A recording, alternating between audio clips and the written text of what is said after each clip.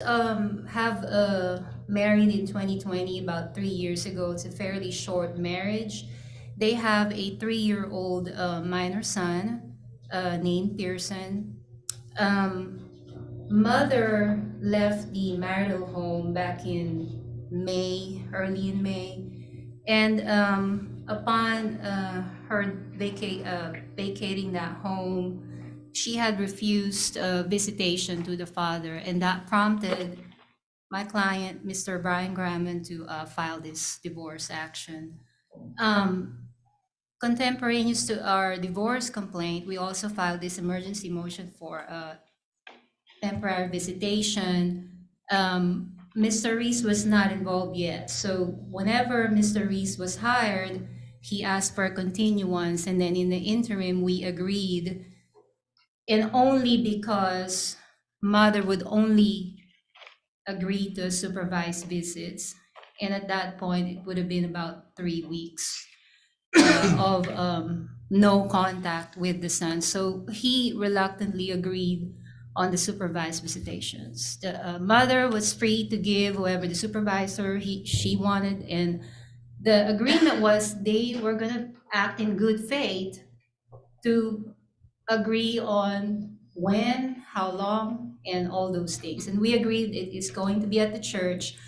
Unfortunately, from the time that we entered into that agreement, mother obviously, she has not been acting in good faith. My client has only seen this child supervised visitation with her supervisors, and we even agreed that she can change the supervisor if her original supervisors were not available, so that she can accommodate the schedule. My client has only seen this child, Your Honor, maximum 4 hours, once or twice a week. And proof will show that my client has even sent a request to the mother allowing him to join this third-year medical appointment because it was pretty big to him. And mother refused that. And it's very clear that mother's goal is to basically alienate father from this child. She has voiced concerns, and my client, proof will show, that he bent over backwards trying to alleviate this concern, such as anger issues. Proof will show that my client voluntarily enrolled with Main Street. He has completed the program for anger management. We'll have a certificate of that.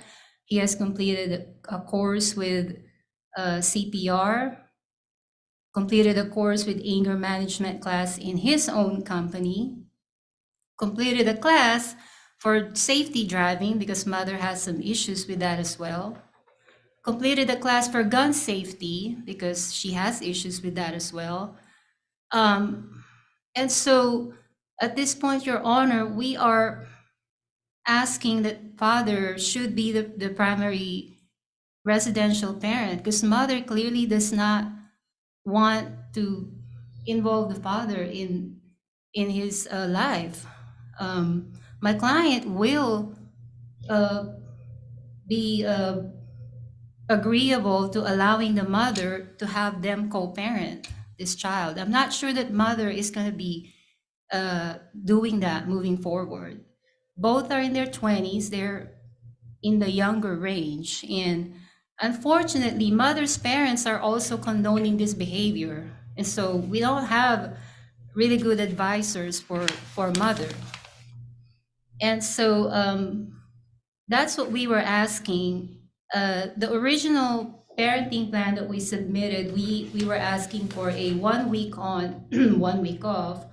However, upon further discussion, we think that it'll be best for the child to have 4 and 3 alternate, so that way he's not away from the mother for a very long time. That's all, Your Honor. Mr. Hawley, to make an opening statement. Yes. First, Judge, there's not been a parenting plan that I saw that was filed on behalf of Mr. Grammon. I didn't know what they were technically asking for. There wasn't a motion for emergency visitation, which we answered. And we talked about it, went through things. I shared at that point discovery in full with his lawyer, some video, audio recordings of things, and we agreed to the supervised visitation at that point. That's the order that we've been following. There's an agreed order down that spells that out, that should be in the court's file. We've followed that order until we get to court and the court makes another decision, if the court's going to make another decision. I filed a motion to adopt a parenting plan. I did file a parenting plan on behalf of the child. This child's not 3, this child is 2 years old. The birthday is 21, August 21, and just barely at a 2-year-old mark. The agreed order that I'm talking about was filed July 6, 2023. And I have it. okay. And that specifically says we're going to be at the Alexandria Church of Christ for the visitation supervised by Jeff and or Bobby Ford. And that's exactly what we've been doing. I suspect he's got some type of license now. At the time, Mr. Grammon didn't have a driver's license. There was a lot of issues with his prior driving history and things of that nature. He hails from New York, and I think they were suspended there. I think he's gone now and said that he'll set up some type of payment plan, and they've given him the usual restricted license, is what I'm hearing. Maybe you could produce that today. We've been over backwards to try to accommodate Mr. Grammon based on that's our position, and her parents as well, based on, his prior conduct, his driving record, his ability to be a parent with his child, his previous alcohol usage, drug usage, those types of things. Have been an issue. You're going to hear today that, part of his anger management issues, he randomly went to go attack somebody at a dollar store, an older lady. Talks about it on the recording, everything that he did. He was quite proud of it. That type of conduct. And that's why I filed a motion after I heard this for a mental evaluation. I think it may help Mr. Grammon to receive that and to work on a few things. Court can make up your own mind about that, but that's why that is filed. Play the recordings. You can make up your own mind about what he needs to be doing in regards to any of that. But these tapes are definitely going to corroborate the concerns of Ms. Grammon as well as her family. And I'm one of the ones that always say, give them some visitation, at least every other weekend. But in this situation, I couldn't argue with them. I said, y'all, if this is what we're going to do, this is a position we're going to take. I can't very well say, okay, and then something happened to this 2-year-old, and it'd be my responsibility for talking them into something. So that's where I'm at with Mrs. Grammon. I think she's done everything in the world to try to accommodate this man based on his prior conduct and whatnot, and the court can make a determination as to what, visitation he may be allowed at this point. I think my client will be as the status quo caregiver. She has done the caregiving for this child, consistently done the caregiving for this child when they were together, and she still does. And we're asking for the status quo to her be the primary parent and the court to entertain, based on the evidence, some type of guidance for us as far as some sort of visitation for Mr. Grammon. All right, Ms. Hendrickson, you may call your first witness. I would like to call Ms. Tony Grammon.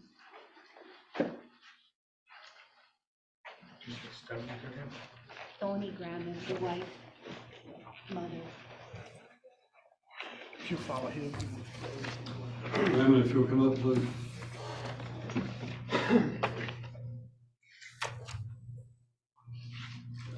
You'll stand right here, face the clerk, raise your right hand, be sworn.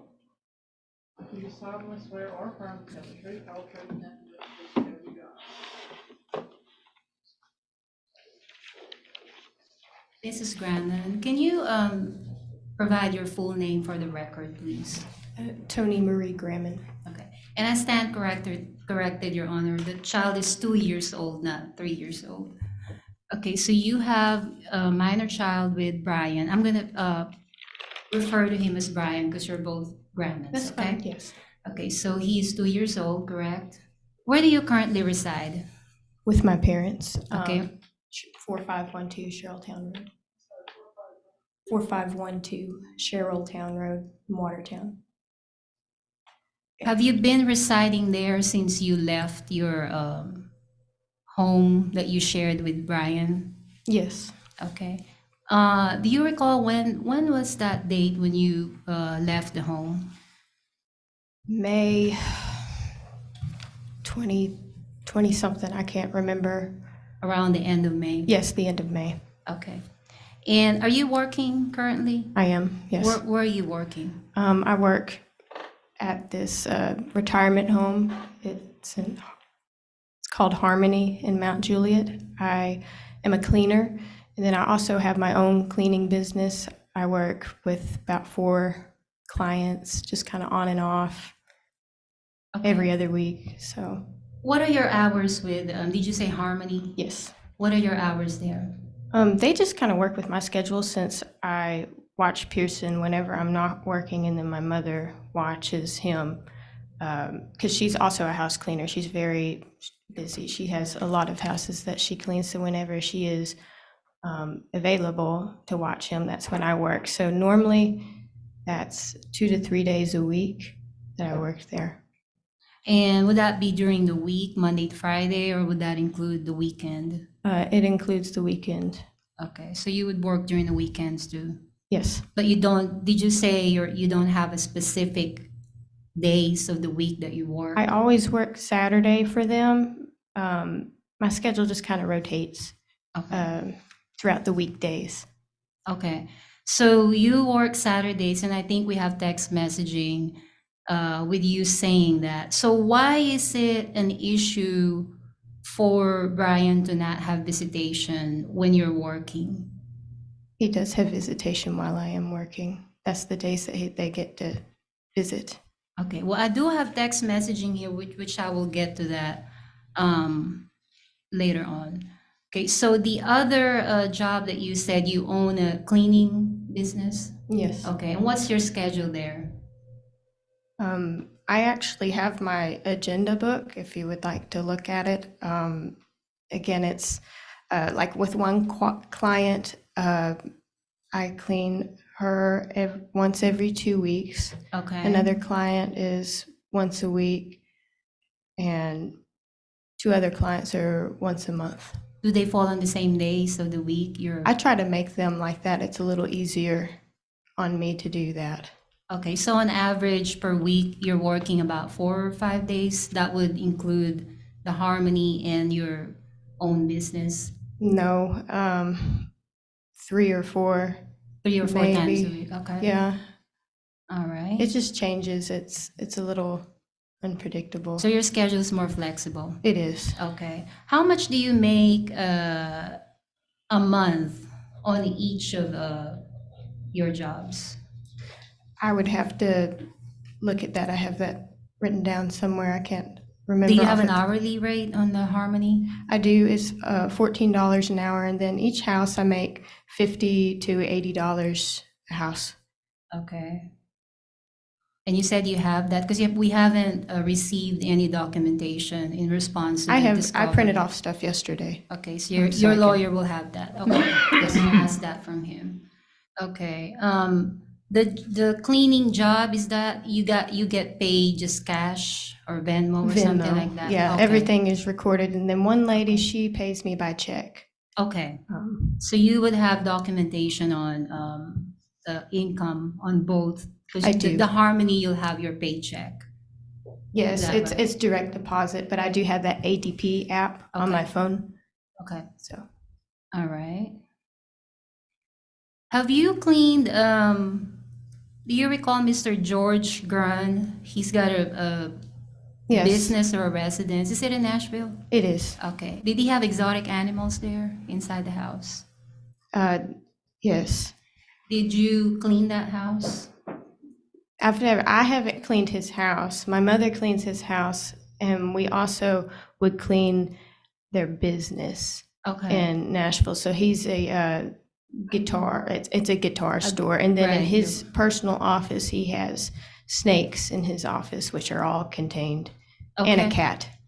And a cat. Okay, a so you cat. got snakes that are contained in a cat. And a turtle. And a what now? A turtle, A turtle, okay. yeah. Isn't it true that What now? A turtle? A turtle, he does have a turtle. he's got A big exotic turtle, animals? Little turtle, It's a little turtle, it's like a box turtle. and he has it as a pet. Yes, he has about, in his office, I can roughly say he probably has about 15 snakes in his office, and a turtle, and a cat. It's interesting, to say the least. When you clean the house, were you with your mother when you cleaned the house? I never cleaned their house. I'm sorry, the office. Yes, Is the office, did he have exotic animals in there? yes, all the ones that I told you, Okay, they are in about 15 of them. Okay. roughly.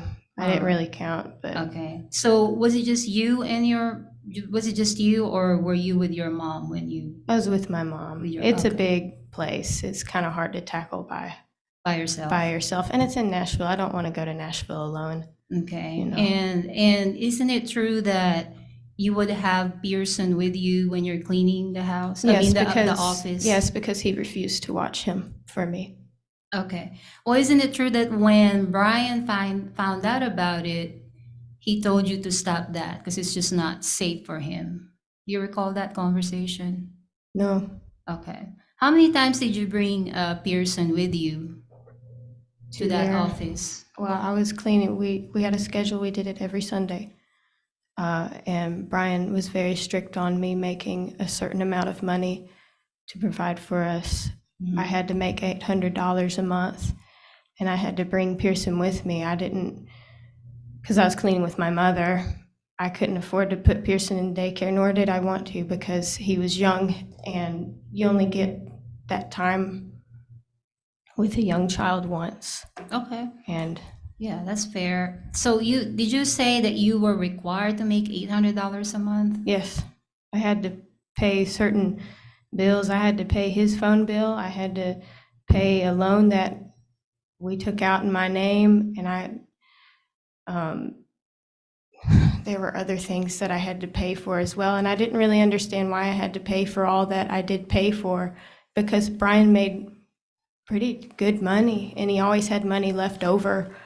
And he spent the money on a lift kit, on tires, on parts for this Corvette that's old and broken down, and it was a project car. I'm just gonna stop you there because I only asked. She called the witness, she asked the question, my client ought to be able to answer it. It was just Well, the going answer- beyond the scope of what I asked, Your Honor. I agree with Ms. Hendrickson. It's, the question needs to be responsive. You'll have an opportunity through your lawyer to bring out whatever you want to bring out about the situation, but you must answer the questions she asked you as succinctly as possible so that we can move forward, okay? I apologize. Overrule the objection. Did Brian specifically told you that you had to make $800 a month? He specifically told me I had certain bills that had to be paid for, which equaled out to $800 a month. Okay. Was he working at the time too? You said that he was working, right? Yes, he was working. Okay. He was working how many hours a week? Do you recall? I guess they were 8 hours a day, 5 days a week. Okay. Now, let me take you back in May when you left. What prompted you to leave? His manic episodes of outburst of anger. Your Honor, I'm going to object to the word manic because she's not an expert. Uh, I think that's a commonly used term to describe, it is not a professional medical diagnosis, but rather a common term that people use frequently. So overrule your objections. She can answer it in layman's terms, but you can give a description of what you observed. And however you characterize it, I'm not accepting that as a medical diagnosis. I'm rather allowing you to describe it in layman's terms. Overrule your objection. You can go on, Um, unless you're done with your answer. No, he was just very angry all the time. He would come in from work, and about the last 2 months we were together, he was driving home drunk. He was drinking while driving, and he was proud of it. He'd come in, with the one of them really tall beers. He'd say, I drank about half of this on the way over here today. I said, you don't need to be drinking and driving. You really shouldn't be driving in the first place. You don't have a license, but we have bills to be paid. Right. You know? Well, speaking of that, so you're now telling me that you told him he shouldn't be driving, but prior to that, y'all bought cars, put the title of those cars in your name, correct? Everything's in your name, correct? Everything is in my name. Okay, and you have all been driving, being driven by Brian, and you were allowing him to do that with the child I didn't in there. necessarily allow it. It was something that he made us do. Did you get in the car with him? Yes. Did he force you? Did he take you and put you in the car? Or did you willingly go into the car every time you all had an outing when he was driving? If I did not, he would freak out on me. Okay. Are you, did you insure all the vehicles that you bought? Yes, I did. And you knew that he didn't have a good driver's license, correct?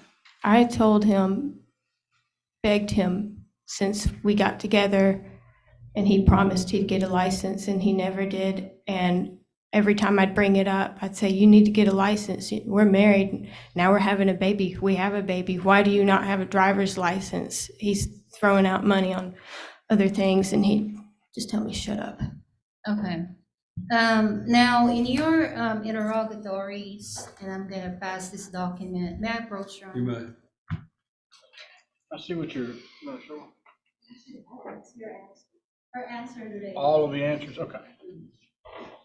If you can flip over to the second to the last page.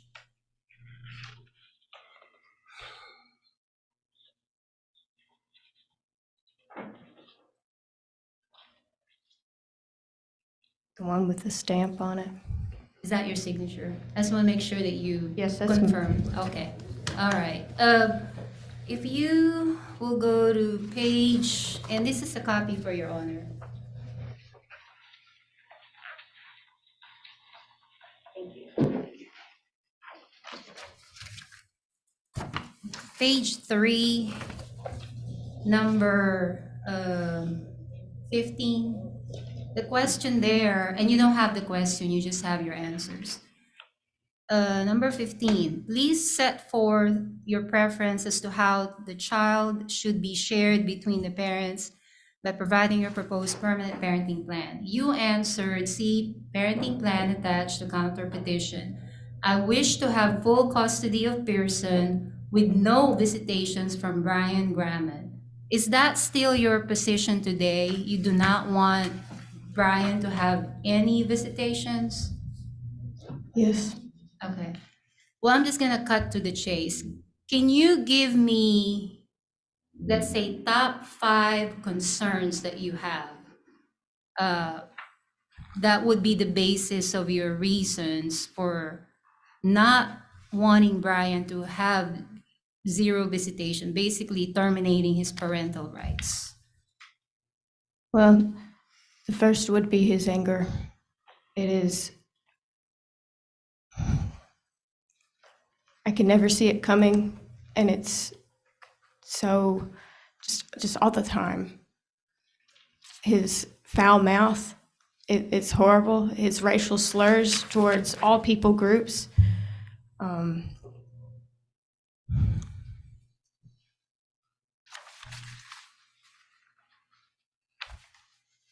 His drug abuse.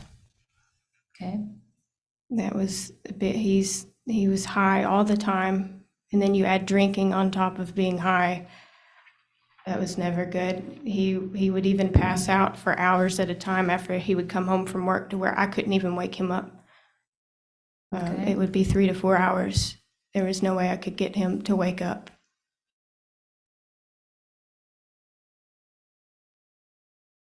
How many was that? Also, you have anger, foul mouth, drug abuse, drinking, passing out.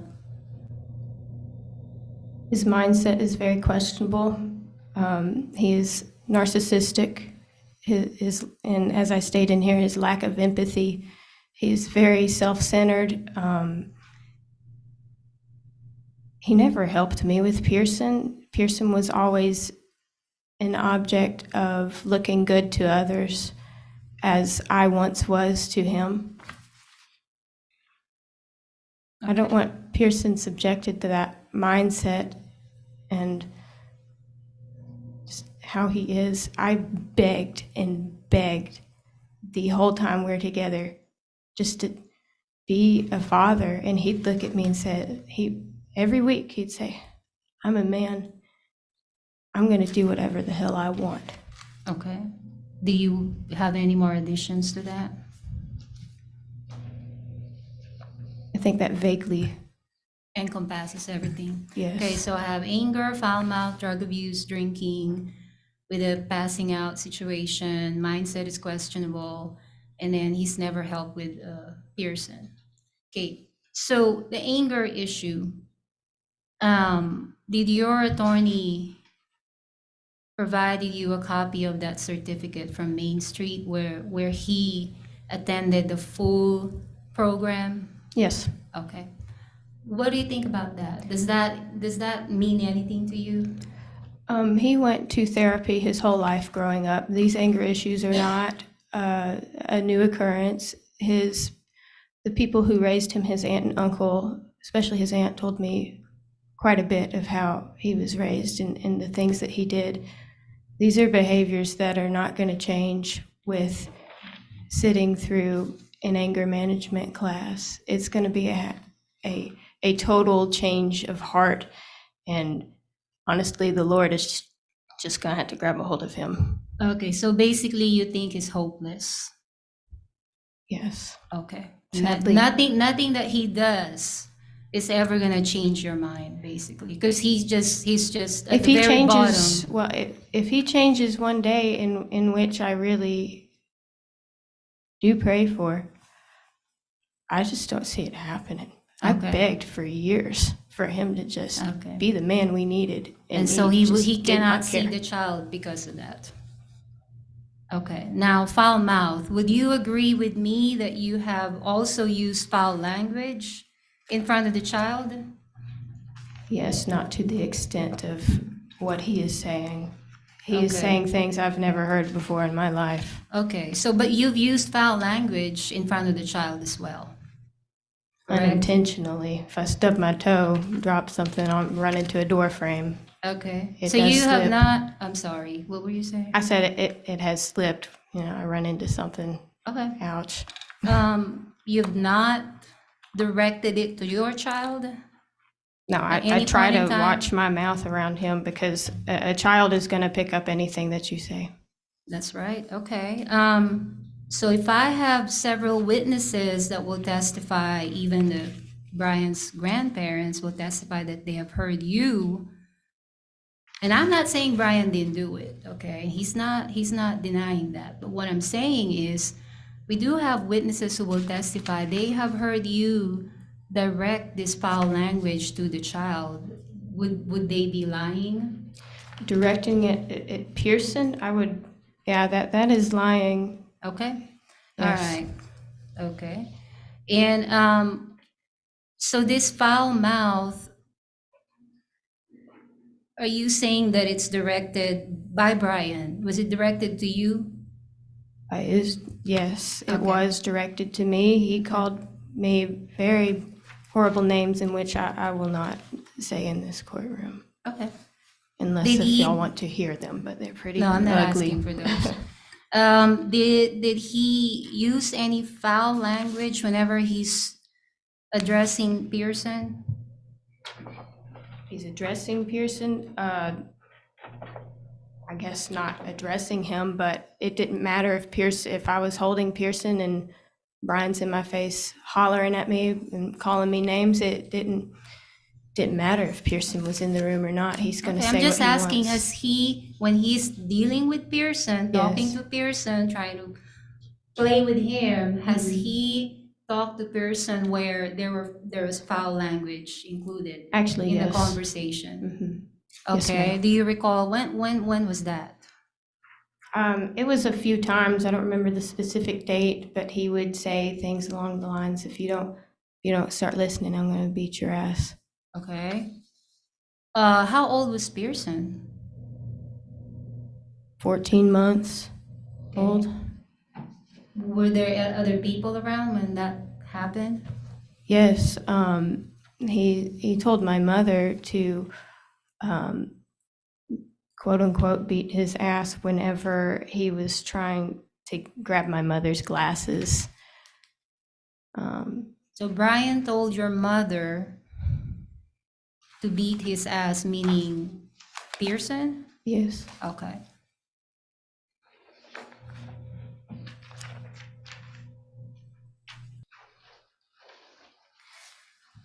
Do you recognize that back and forth text messaging? Let me read it real quick. Okay.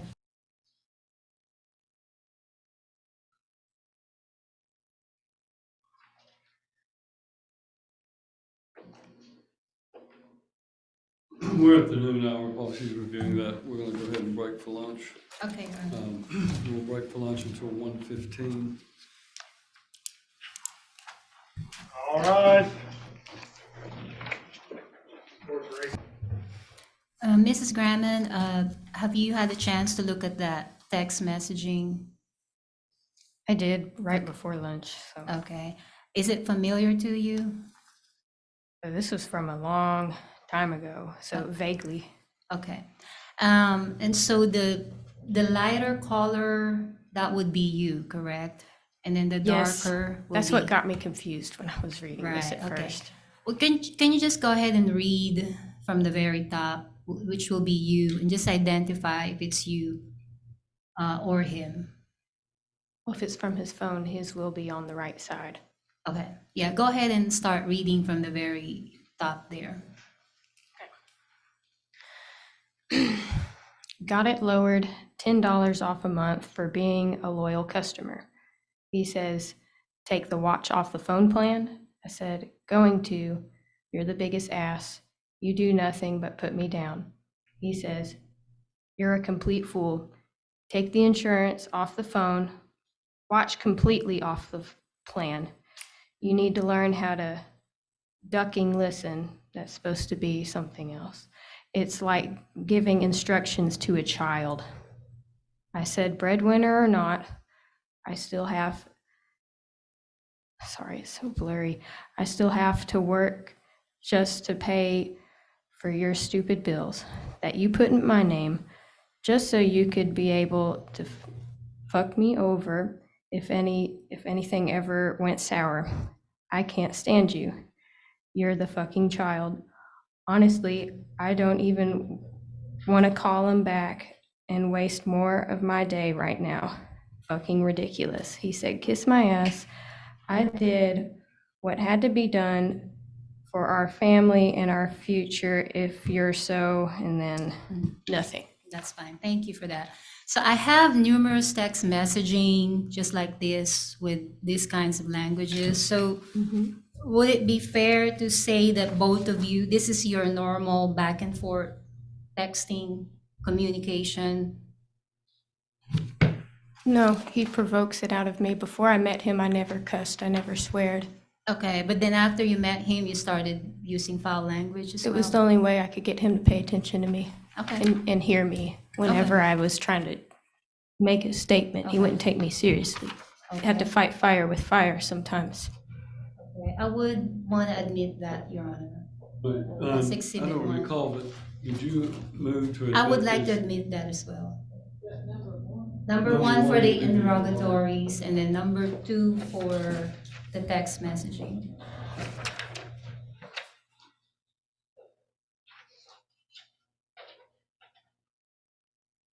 Okay, so I'm on your third issue, which is the drug abuse.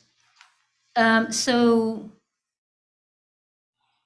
what type of drug do you allege that he has been abusing? Marijuana, Okay, and have you seen him use that every day. every day? Do you use it? No, Okay. Did he have anybody with him using it? he would invite whoever over to our house to smoke weed. Okay. How often did that happen?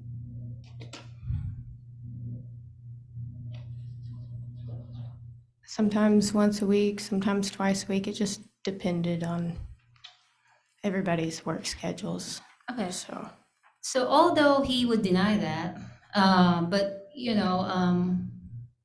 he would agree for any drug testing that the judge will order. Would that alleviate some of your concerns? If he tells you today that since you left your house, that he has not used any of that and he doesn't have any intentions of using it, and if the judge orders him to do a hair follicle, urine drug screen, whatever it is, he's willing to subject himself to, does that somehow alleviate some of your concerns? it would have to be a hair follicle test because I've seen him fake urine test. He knows how to do that. Okay, so if he's, and I said that, hair follicle test, so that Yes. helps a little bit for you? Sure, Okay. but But, I know better. I know he's still using. okay.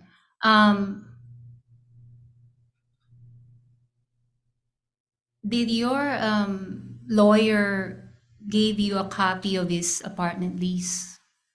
No, Did he tell you that in that apartment lease, he's not allowed to have any alcohol or any illegal drugs, just because it's not really a regular apartment. It's more of a retreat, but then they gave him a leeway to rent one of those cabins. So he had I would to, object, I don't know if there's a question in here, but if she's talking about something I told her, I don't think that's admissible at all. She used the pronoun he, and she was talking about whether or not I'd given the lease, but I don't think she can answer what I've talked to her about, that's attorney-client. that's something that we produced in a discovery, Your Honor, and I would expect that if it's anything that helps with the situation, that it would have been divulged to the mother. But what goes on between Mr. Holly and his client is confidential and therefore would not be appropriate to ask that question, so. I understand, Your Honor. Stating the objection. So are you aware of his apartment situation, that condition that he subjected himself to? yes, because when we first met, he lived there. He still brought in alcohol and drugs. He brought in me. I was not supposed to be there after hours. That didn't stop him. What would stop him from doing that now? When did he Nobody live could stop him. Okay, when did he live there? Let's see, when did we meet? I know we met at the end of February of 2020. So I know he lived there then. I think he moved there around January Okay. because he was a part of that boys program. What year was that? 2020. 2020. Okay, I think you said that. Okay. So, but you would agree that it would alleviate a little bit if he would subject himself to a hair follicle test. I think he needs to be drug tested, yes. Yeah, but would that alleviate your concern if he turns negative, meaning no drugs in his system? Is that going to help with your concerns? Well, he could take that test and then start doing drugs the next day. It would have to be a regular thing. Okay.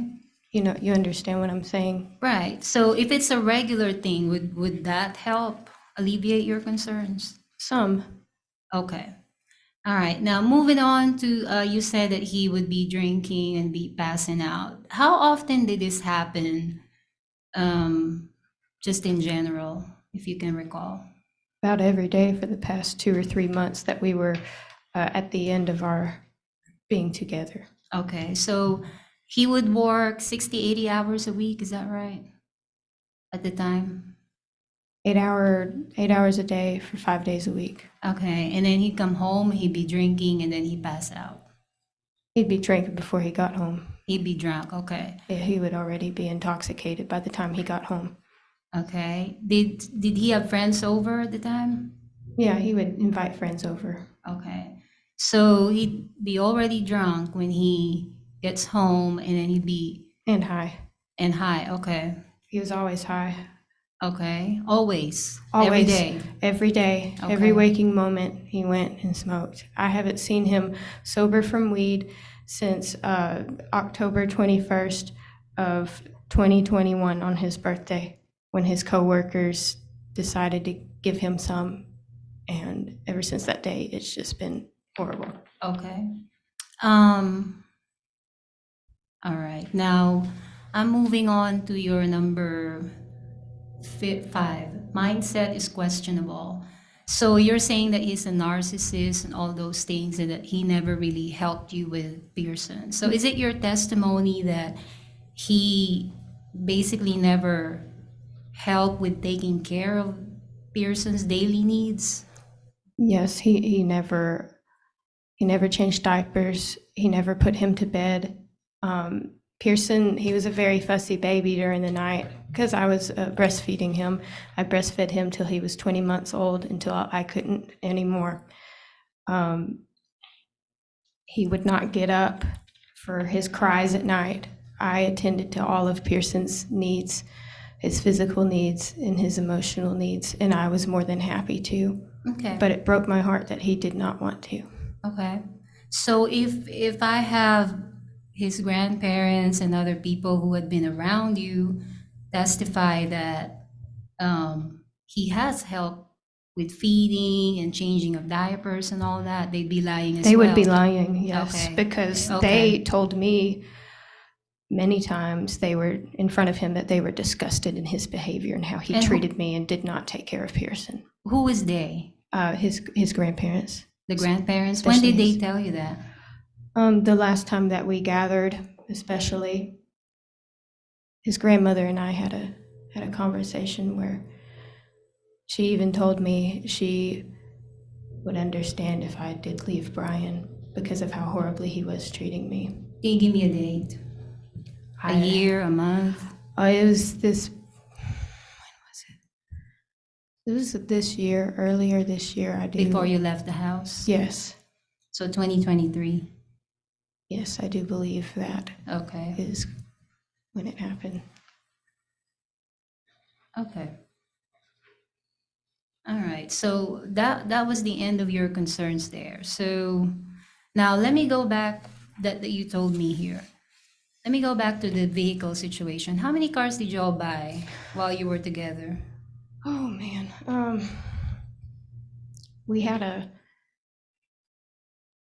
I had a Nissan Xterra that I bought previous to marriage. I had that about a year or two before we met. Just the cars that you all bought, That we you bought. put in your name. Yes, Yeah. but from that Xterra, he totaled it Okay. and claimed insurance on it. So from that Xterra, we got a Chevy Avalanche and a Ford Focus. Then he also bought a Corvette, and he bought a motorcycle. A Lexus was given to us, Mhm. and it was sold. We also had a jet ski for a minute. Okay. So I got Chevy that replaced the Nissan, Ford, Corvette, a motorcycle, a Lexus, and then you said you have a jet ski. So We did. all of these vehicles were titled to your name, correct? Yes. Was the insurance also in your name? Yes, he didn't Okay. have a license, so there was no way to insure him. Right. Okay. So you all bought this 1, 2, 3, 4, 5 vehicles. And you're only driving one out of the. Yeah. Okay. Yes, ma'am. The Chevy. No. Which one were The you- Ford Focus. The It's Ford a Focus. small car. Okay. All right. And again, when you married Brian, you knew that he didn't have a driver's license, correct? Or not a active one. Yes, I knew And that. you all bought this, put in your name, correct? Well, you already answered that. Never mind. Okay.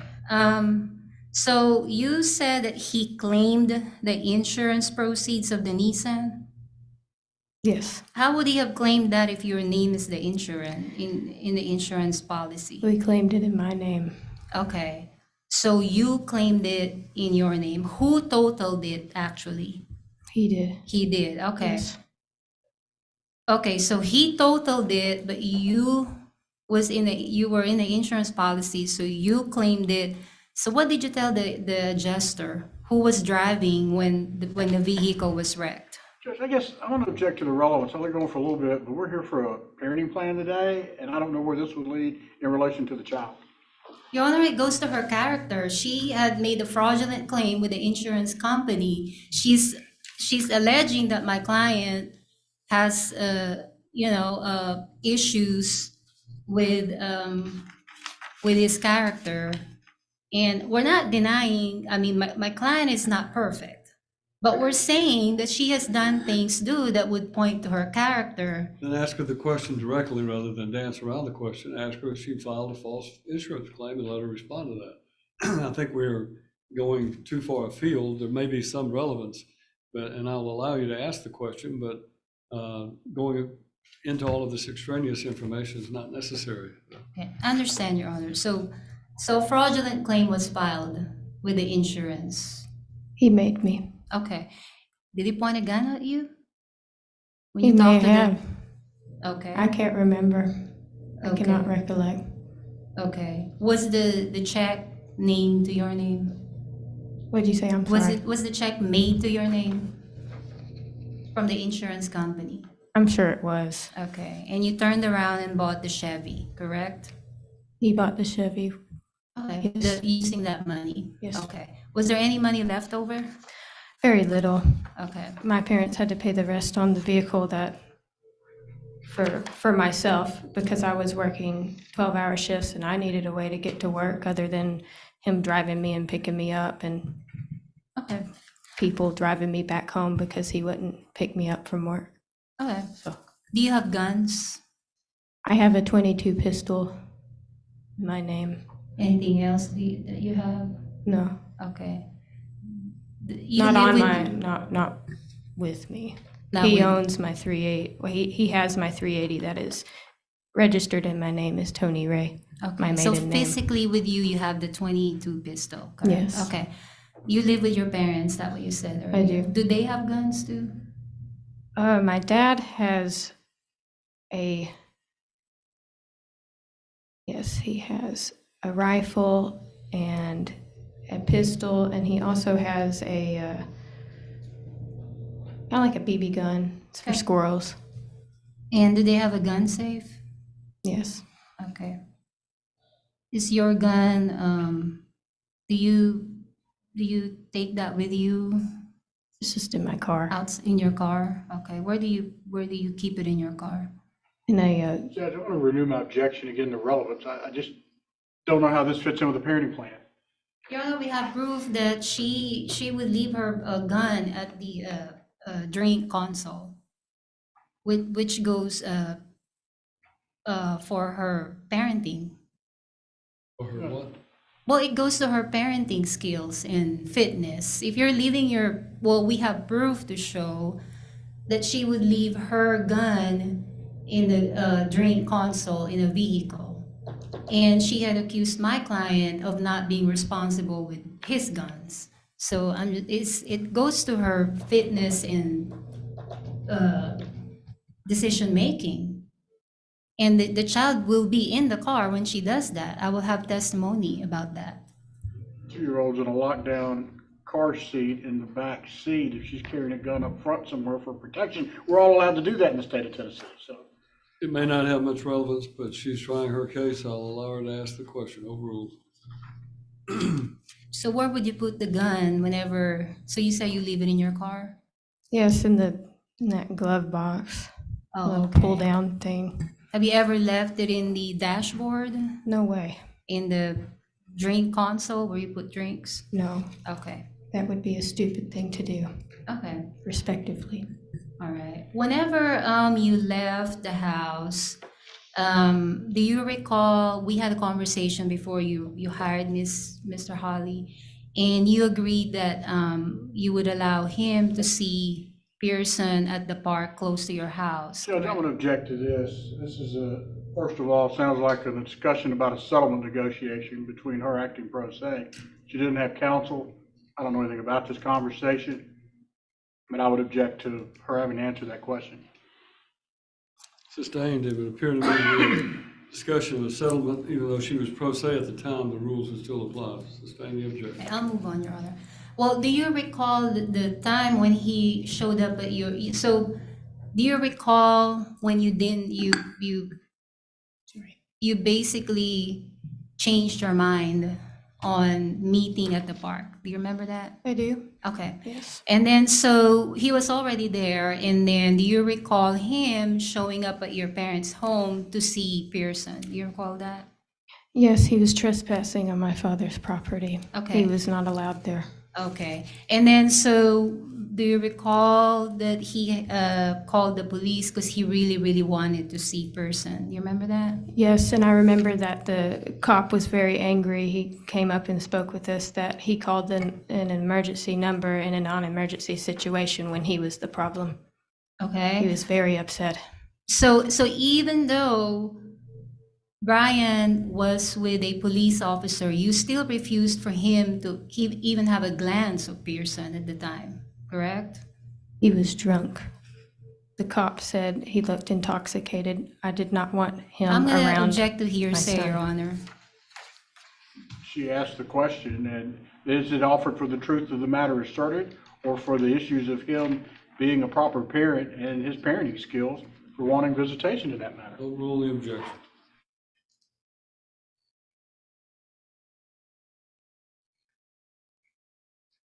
You can answer. I'm sorry. Are you done? Are you done with your answer? Judge, What was? I need a I point of need- clarity. The objection, she made the objection. Oh, I'm sorry. I got confused there. All right. So I you may understood. not. You may. I can tell the difference between you two, and I can tell who's objecting and who's not. I've overruled her objection to the answer that the question that she asked of the witness. Okay. I'm going to move on from that. Okay. Okay. Now, do you recall when he texted you in August when Pearson's birthday was coming up, asking to be invited in the doctor's appointment? Do you remember that? Yes. Okay. And what did you, isn't it true you said, no, you're not invited? Yes, I didn't. He's not a doctor, and why would he have to be there when I was going to send every record over to him? There's just no point. Okay, so in your mind, it's not in Pearson's best interest for his father to be participating in the doctor's appointment. I didn't see a need in him being there. He Okay. would just harass me. It Okay. was his goal in mind. Okay, did he tell you that he was going to harass you? Why would he tell me he's going to harass me? So he was asking to be there at the appointment. That was the question, right?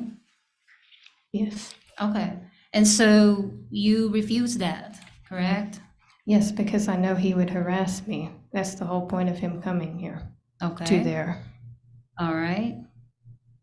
Because I'm more than willing to send over doctor's records and tell him what has happened in there, but there's no reason to bring him into the doctor's appointment. Okay, so all he can get are medical records. That's what he deserves, correct? That's your testimony. He didn't care before. And I'm just asking, that's all you want him to Essentially. get? Okay, all Essentially. right. Have you consulted with Thomas Vertrees in Lebanon? Have I consulted with him? Yes? I did, yes. Was that before, what is he? Is he a therapist? He is. Okay. In your interrogatories, you said there's nothing wrong with you, and you never listed any doctors, professionals, medical professionals, but now you're testifying that you did see a therapist, correct? He said there was nothing wrong with me. He said I was being psychologically abused. Okay. When did you see him? Let me see. Well, it was after I had Pearson. I remember I was cleaning all these houses and taking him with me. So that must have been the year of 2022.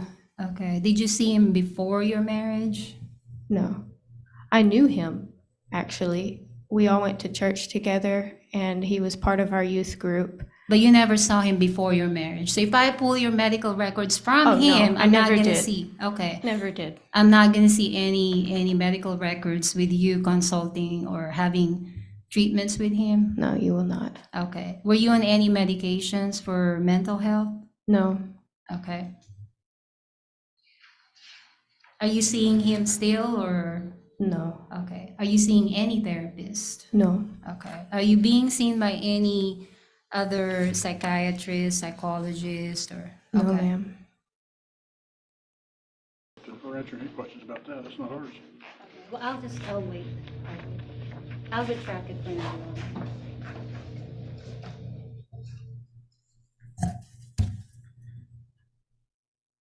I just have one more question. Did you know that Brian underwent a clinical assessment in Main Street?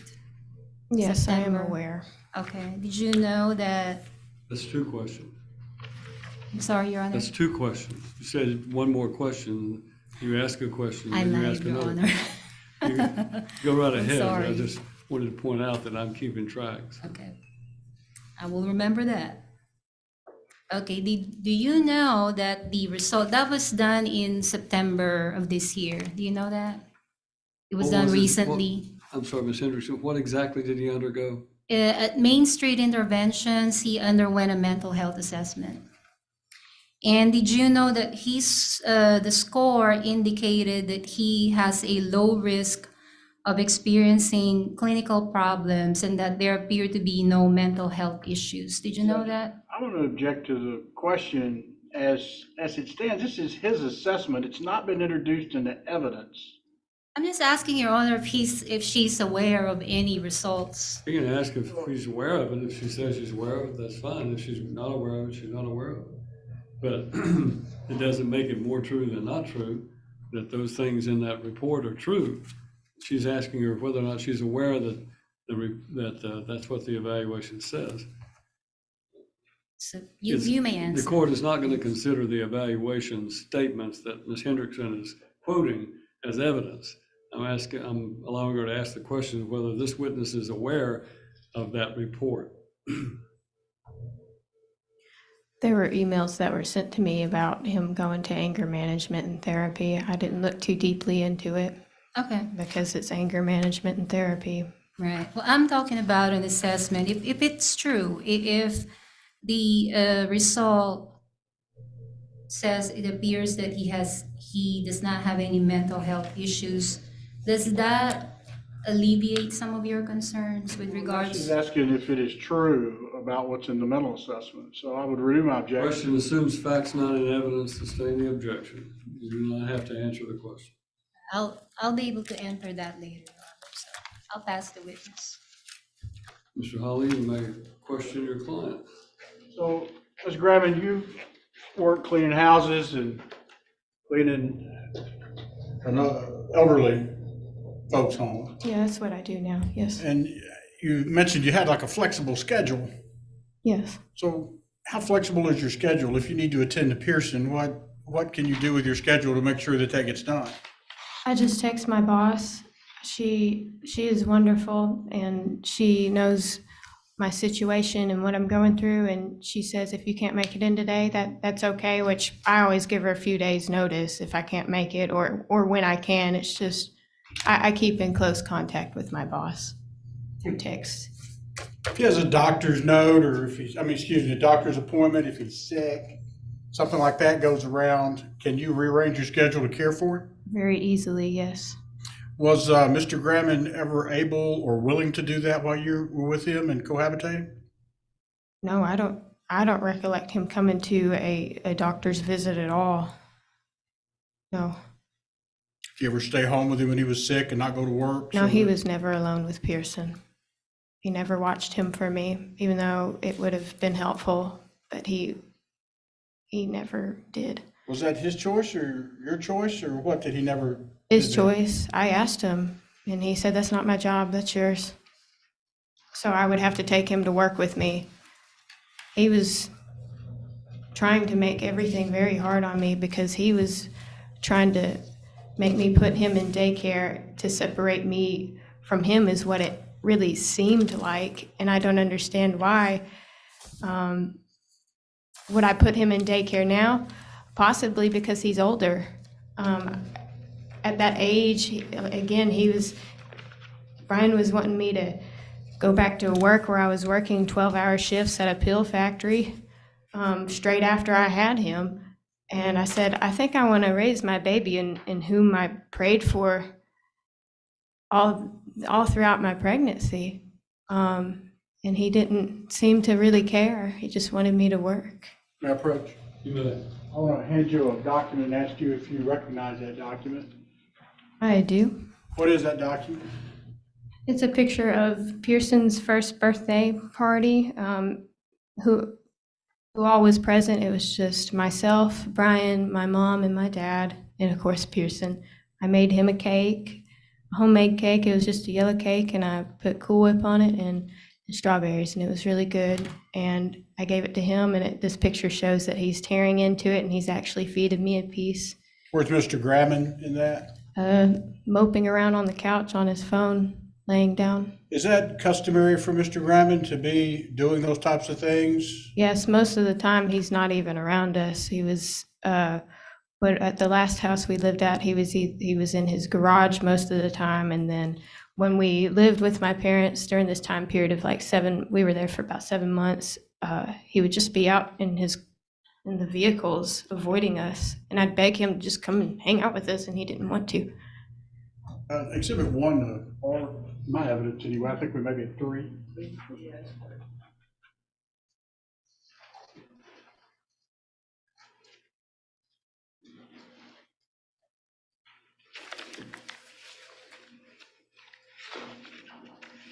So you're familiar with where Mr. Grammon lives now, correct? Yes, I am. Okay, and what's the name of the facility where he lives? So it's just called The Retreat, and it's in Smithville. And how far away is that from Smithville? Surprisingly, it's kind of a significant amount away because of the back roads. You're having to travel up a lot of mountains and dodge the lake a lot. So it's a good 45 minutes, sometimes an hour drive, depending on traffic and road work. There's a lot of road work being done up there. And you lived at the retreat with Mr. Grammon, correct? No, I did not. I visited all the time. I basically lived there. I was there all the time because he did not have a vehicle. So I went and visited him after I got off work. This was during the courtship prior to the marriage, correct? Yes. But you are familiar with the retreat where he lives? Yes, I loved that place. It's beautiful. I wish I lived there. What was the purpose for the retreat? What kind of place is it? Well, it has multiple purposes. It's a place where people can rent out like a cabin out on the lake for a weekend, or for church group events and retreats. But they also had a program for troubled youth, and they had a sister retreat in New York, and this was called Timothy Hill. Brian was a part of Timothy Hill program. After he was incarcerated for 2 years, almost 2 years. It wasn't quite 2 years. They sent him into that program, in which the program itself is a very promising and has a very pure intentions, is to help young boys who have either had horrible home lives or have just came out of jail, and gave them opportunities to rebuild their lives and give them jobs. They got many job opportunities and a lot of counseling. And Brian, when I first met him, he was the only one. He was kind of the test guy, the test dummy, so to speak, for this place here in Smithville. So you're saying he was with the one in New York and then he got transferred down here? Transferred, yes, because they needed another maintenance person. Yep. And he's very good at building and maintenance. He's very smart in that. And So so he- they wanted him to do that, but he's still part of the program. Okay. But again, does it cause you concerns with Pearson being there and there being a issue with troubled teens and him Yes. staying at this place called the Retreat? Yes, because they How couldn't. so? Well, they couldn't control Brian while he was there. He just kind of did whatever he wanted. Now he had strong words with some people, and they said you don't need to be doing these things, but he did anyway. I'll wait. Staying as to the hearsay. So as far as everything you know about what happened at the Retreat and these strong words, all the stuff you're talking about, how do you know about that? Well, I heard it. From who? It's kind of his mentor, and he was kind of head over all of the youth. Stop talking for a second. What? I'll object again, it's just a back way of getting the hearsay in. I'm attempting to lay a foundation to see if you heard Well, it from Mr. don't Graham. repeat anything that someone else said unless it is the defendant or the plaintiff in this case.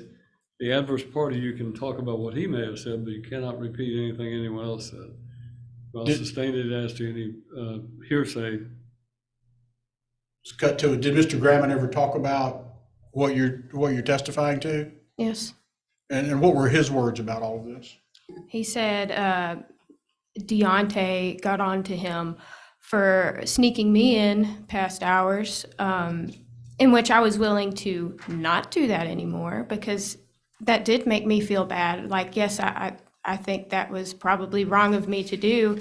And he just kept saying, "No, you need to come back." And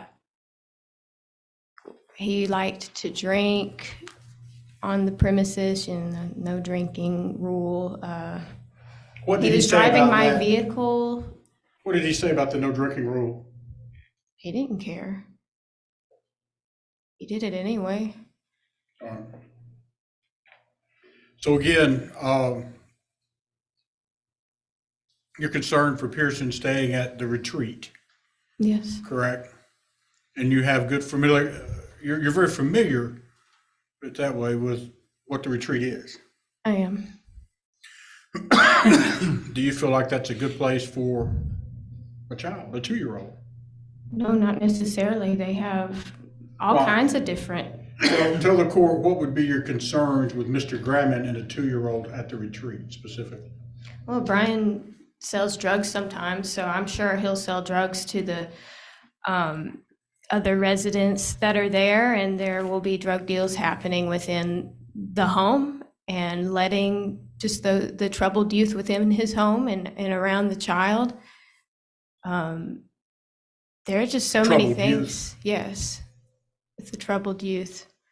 Some of them may have Have you backgrounds in witnessed Mr. Graham violence. selling drugs? Yes, many times. How often? At the beginning of our marriage, he did it a lot. And I said, if you're going to, I told him, it's illegal, stop. He didn't care. I said, if you're going to do it, don't do it within our home. He still did not care.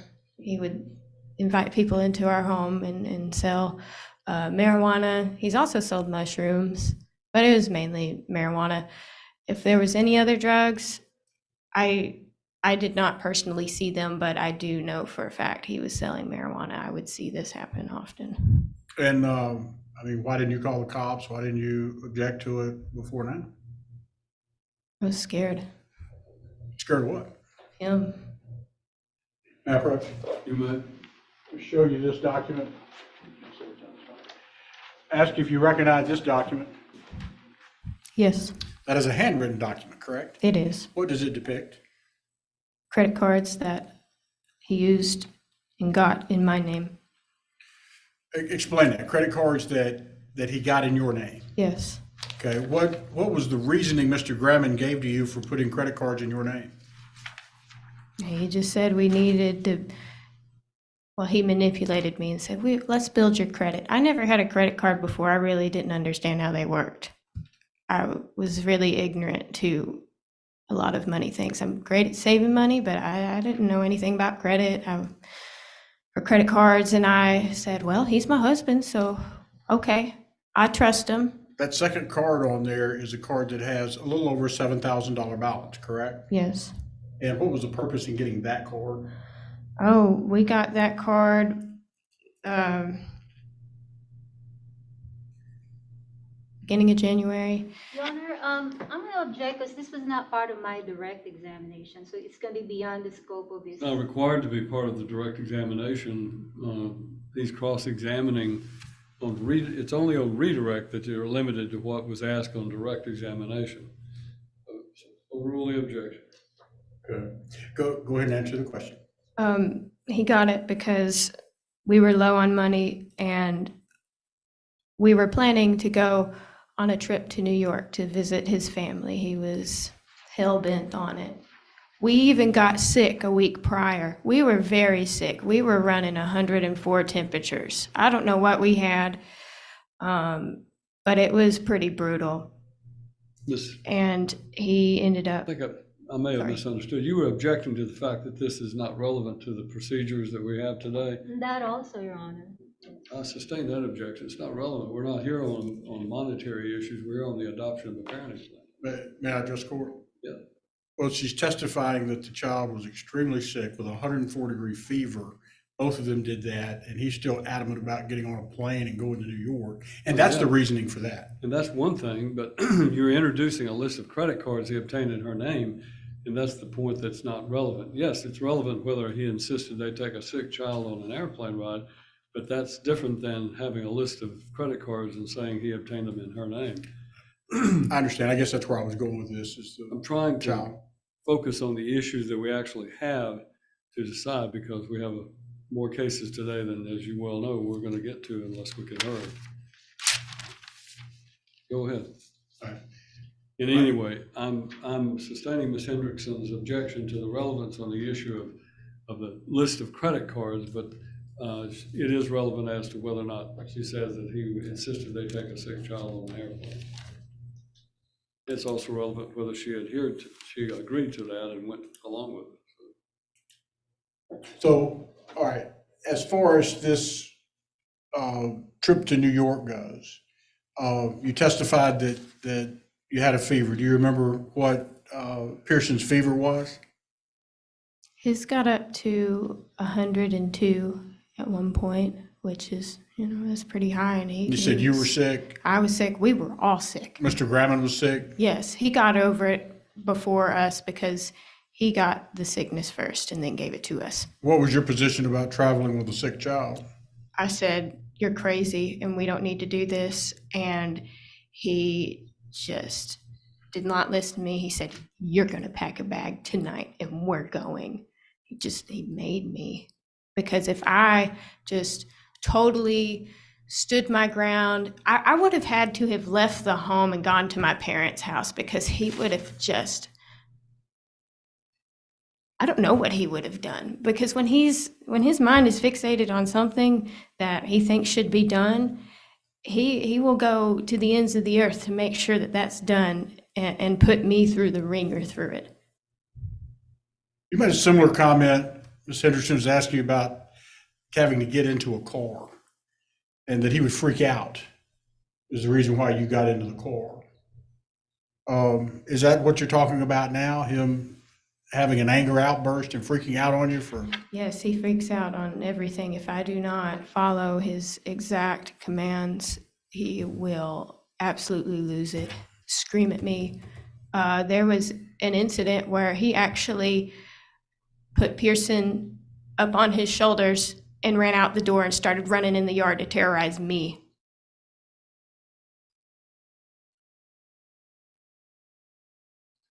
I have just a moment, Judge. You may.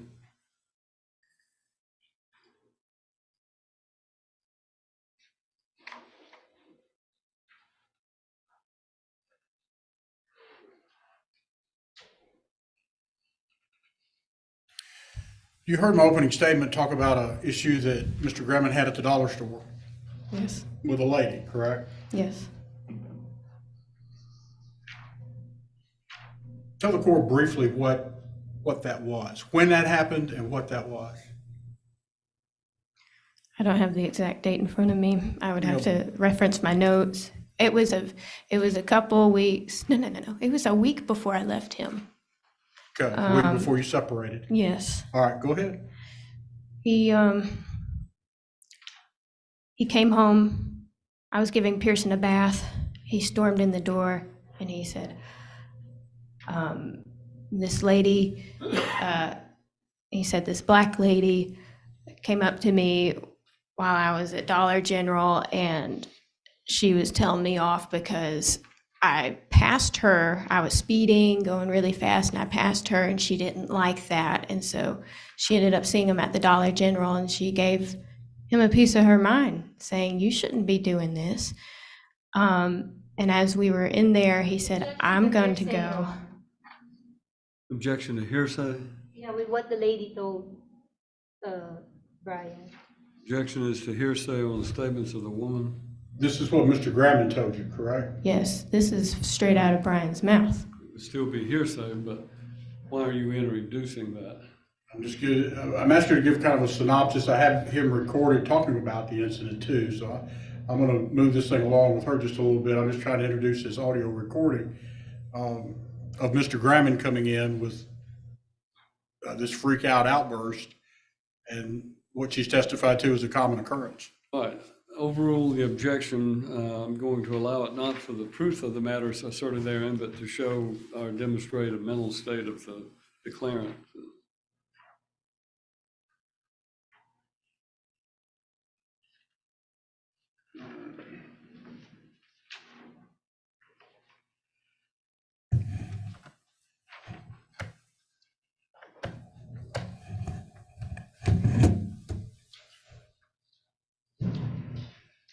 This is just an audio recording, but my speaker doesn't get that loud. I think it comes through on the television as well.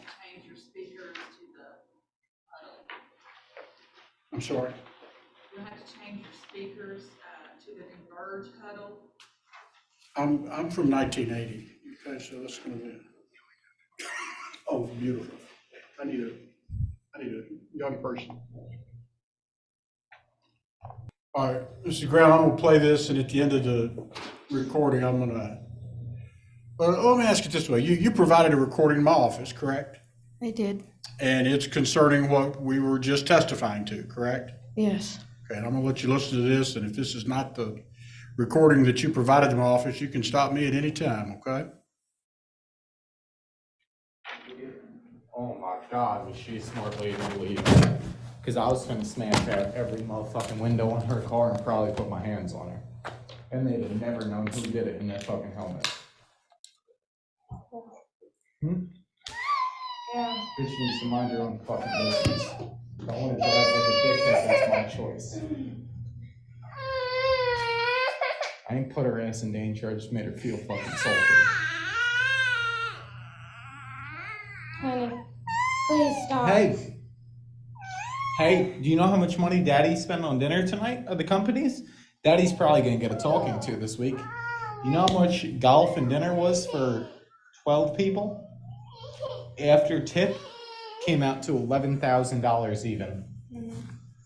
That's how much money I spent this afternoon. None of mine. I didn't spend $1 of my money, but I spent $11,000 investors' money today. Your Honor, I'm gonna object, But because guess it's not what? relevant. Guess who's getting a motherfucking raise? Basis of your what- objection. Sorry. No, I'm getting. Relevance on Can you that let's part. let him pause. I'm it sorry. first. I bought this There's a little thing. button that has two little vertical lines. My other one went south. I bought this one, it was on sale, and it doesn't have a touch screen. So I'm still trying to hit the screen now with this one, and nothing's happening. I gotta get reprogrammed. All right, we have an objection. What is your objection? The part where he was talking about what he's spending for the company, it's just not relevant to the parenting plan request. Overrule, I think it shows the character and personality of the parties, goes to her supporting her testimony. Overruled. Let's go ahead and start it, go back to where you were. Don't high five. Daddy's getting a raise. Yeah, buddy, when this school's over, we looking at probably 10 to 15 grand more a year. Which, I mean, that comes out to like $1,200 a month. That's a big deal. It's like $300 a week bonus. Raise. High five! High five! Oh, did Daddy do good with the city officials? Does Daddy have one hell of a fucking invoice to write up tomorrow? Yes. But Daddy thinks he was part of securing like a $200 million contract. So if that's how it plays out, Daddy's gonna move up the ladder really quick. 'Cause Daddy really had no place where Daddy was today. I still don't know why Daddy got invited. I don't know.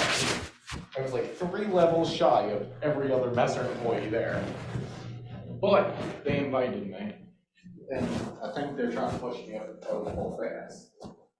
Which, I mean, the next step is like $90,000 a year. And the next step after benefits, it's like 90 a year. It's like 75,000 before benefits. But that's like $1,400 a week on a 40-hour week. That's good money. That's putting me a lot fucking closer where I want to be.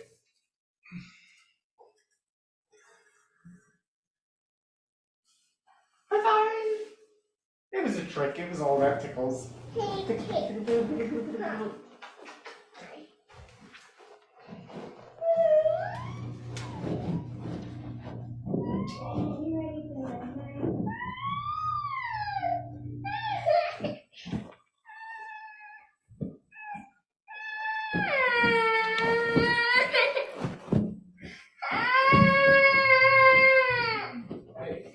Police come knocking. Nobody's driven the car hasn't moved in days. Yada, yada, yada. You don't know what the fuck they're talking about. It's not about what they think they know. It's about what can be proved. They can't prove shit. They might be able to prove the car was at Dollar General. They could prove the car was at Dollar General based on her pictures. But they can't prove I passed her like an asshole. They can't prove I was the driver. They can't prove nothing else.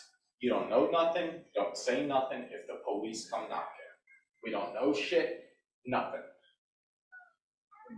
You can literally, if they come knocking on the door, tell them my husband said, tell you suck a dick, talk to him.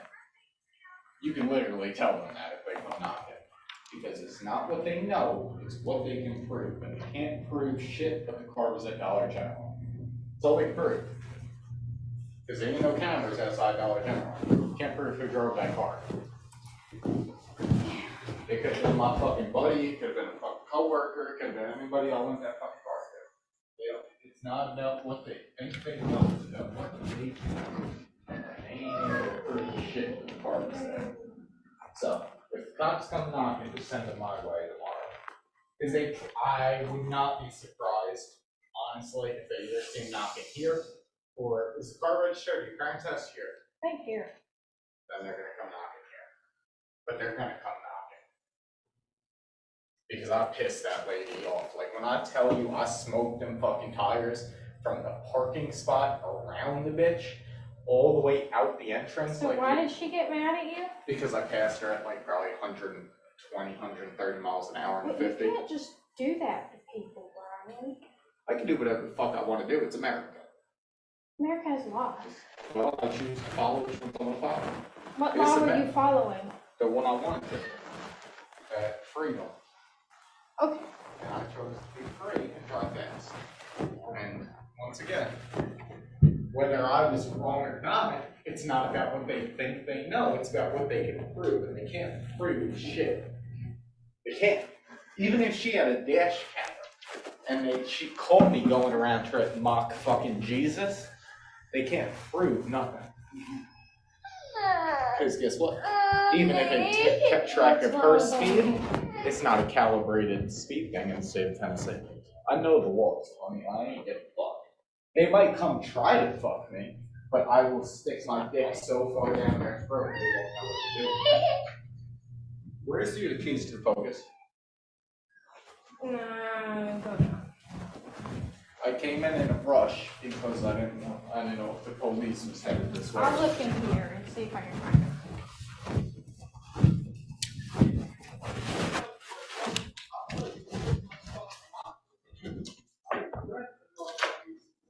I could use a new set of clubs though. I could use some longer clubs. I was driving, I don't know, 200 yards. 215 yards. Like I had some fucking terrible shots too, but I had some shots that were fucking A1. Like I finished out of 12 people, I finished fourth. I ain't played golf since last time I went with Phillips and fucking James, fucking scumbag that lives in our old house. So I mean, it's been over a year since I played golf, and I came in fourth out of 12 golf players. Fucking represented for my company today, tell me. And then they tried to get me fucking wasted. We were doing $60 shots. One shot, $60 of fucking 1942. I'm gonna get him. The liquor we were drinking tonight has existed since 1942.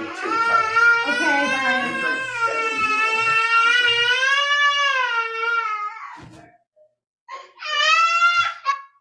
Pretty much it. Was that not, was that common or uncommon language for him to use in front of Pearson?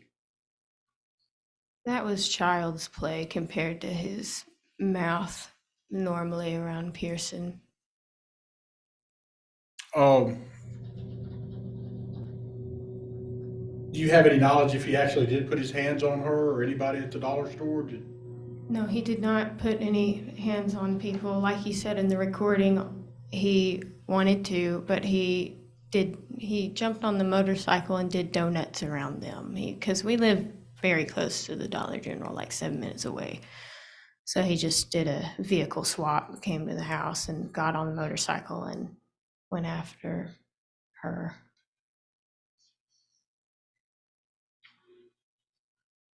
There was another episode where you were with Mr. Gremmond and he was threatening to shoot someone Yes, side of the interstate, correct? yes, There's no recordings of that whatsoever, are there? no. Tell the court though what happened on that day. Give us a synopsis of what happened on that day. We were coming home from the zoo. We took Pearson to the zoo that day, and there was this guy that kept kind of passing us. I wasn't really paying attention, but Brian sure was, because he's very competitive natured in spirit. So Brian was driving, and this guy kept he'd pass us and then slow down. It was just really weird. And I said, Brian, you need to get away from this guy. Instead of trying to get away from him, he pursued him, and this man it was on Briley Parkway, so they have that big barrier in the middle, and this man tried to push us into the barrier, and Brian ended up braking, and we slowed down, and the guy went on. I said, okay, let's just get away from him. He said, no, I'm gonna follow him, and he had the 380 in his hand, and he sped up and got right behind him. I said, Brian, what are you doing? I'm in the car, the child is in the car. What if he has a gun? What if he starts firing back, if you start firing shots? And he said, I always wondered what the hole would look like. And I said, what are you talking about? He said, I always wondered what the hole would look like in somebody that came out of this gun. So he wanted to shoot this man, and I pleaded with everything in my spirit to do not pursue this man. Don't shoot him, because you're going to hurt us. I said, you drop us off at the house and you go and follow him. Get us out of here. And after all of this pleading, he finally backed down and we got off on our exit. But if I wouldn't have said anything, we would have been in a gunfight with the child in the back seat. I'm assuming you've been to the zoo. He hadn't been drinking at the zoo, had he? No, he has a vape pen that's with marijuana in it. So, I mean, he's always high, but not with alcohol, no. Would you say he was intoxicated at the recording? The recording we just played. Oh, yes, he was drunk, very drunk. So whether he's intoxicated or he hadn't been drinking, whatever, I mean, this is the type of conduct you get from Mr. Graham. Yeah. Correct? Through and through, drinking or not. Let me show you a picture if I can and ask you if you recollect that picture. I do. What is that picture? It is of the Nissan Xterra that I had. and it's totaled. And who wrecked it? Brian. Now, the time that you were with him, did he have a license? No, he didn't get a license until just recently, like a month or two ago. Okay. Though I begged for him, told me to get one, and he said, I don't need one. You have did he explain to you how this happened with the Nissan Xterra? He did. What did he tell you? He said that, so he was working at J&S, but he also had like a little side gig. He was remodeling a house. So he was on his way there. It was around 7 o'clock at night. He was on his way there, maybe 8. So it's dark. And it had already rained. And he said he was taking this curve, and the way the road was, there was a stop sign where somebody could go out in front of him. It was almost like right on the curve. And this guy pulled out in front of him, didn't stop at the stop sign, and he hit his brakes really hard. And he said it just caused him to roll. He like flipped 3 times and he hit a fence. And it's a wonder that he survived. He had so many tools in the back that were not like in cases, like there were saw blades and all this stuff. I was thankful that he got out of there alive. That was crazy. Are you concerned with Pearson riding with Mr. Grammond at any time? Yes, I am very concerned. Why so? He lives for speeding. He loves to speed. It's just something that he always does, and he's always intoxicated, and with his anger, he gets very, very irritated at other drivers, like going after somebody, or just he's an aggressive driver. Exhibit 4, please, the court. Should identify it.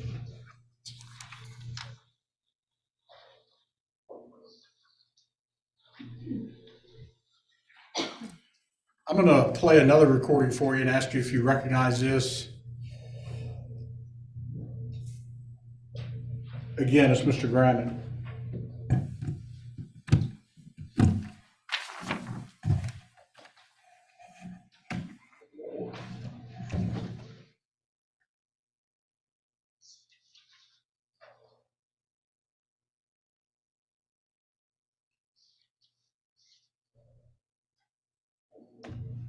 He didn't want to fight.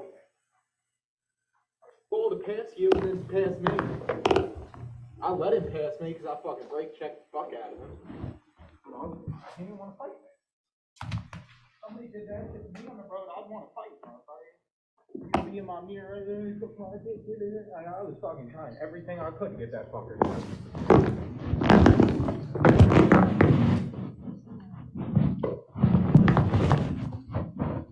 Not a very good recording, but what is that a recording of? So it was raining that day, and Brian was supposed to have a doctor's appointment, and he rode his motorcycle trying to get to this appointment. Well, like I said, it started raining, and it got to where it was hailing, and he ended up pulling over at the pawn shop out towards Charlotte, and he said, hey, you need to like come and pick me up. So I had to load Pearson in the car while it's raining and go and save Brian. So I go out there, and once when we got there, the rain had stopped, then the hailing had stopped. And he said, I'll just go on home. I said, this is probably a smart move. We'll just go home. He said, I'll drive the motorcycle, you drive behind me. That way nobody tries to pass me or drive too close. He was concerned since it's a big motorcycle, so he just didn't want to wreck, with all the puddles and the hail that was on the road. So I followed him, and somebody couldn't see around me. It was a pretty curvy road, and they ended up passing me and in turn passed Brian. Brian did not like that, and as he stated, he was concerned for his safety. Well, he decided to pursue this guy that passed him at a high rate of speed and started flipping him off and went on the other side of the road and was hollering, suck my you-know-what, trying to get him to pull over to fight with this person that just passed him. And it doesn't like he was intoxicated at that juncture, was he? I don't believe so, no. No, he was on his way Photographs and to ask you if you doctor's. recognize those photographs. Oh, yes. So what do those photographs depict? It's a before and after picture of our room at our apartment, our first apartment. On well, the after picture, it's dated December 17th of 2020. The other one was probably just like a week or two before. John, I'm gonna object to the picture that had a date of 2020. Pearson was not born until 2021, so I don't know what the relevance of that photo would be. She opened the door and she discussed anger with my client when she originally talked to her about all of these things. And this is a situation where the evidence is going to show exemplifying that anger against her, I family think she's pet. objecting to the photograph that was from 2020 prior to the birth of the child. And what are the dates of the photographs again? December 17th of 2020. Another one doesn't have a date. It's just a before picture of what the room looked like before and what it looked like after. If I may, I think we've well established an anger problem, and this is just another exemplary offer for I that. think it predates the birth of the child. It's not relevant, sustained. All right.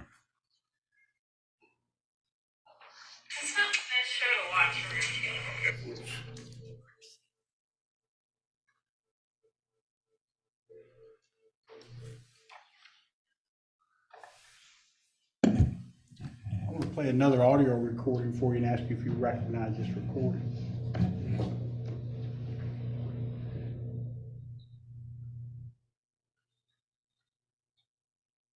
It's not the best show to watch around here. Okay. Why? That's what I want to watch.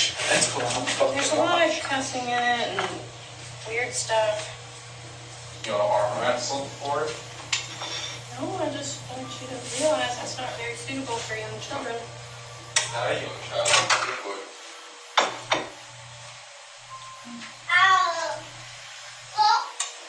Bro. Fix it.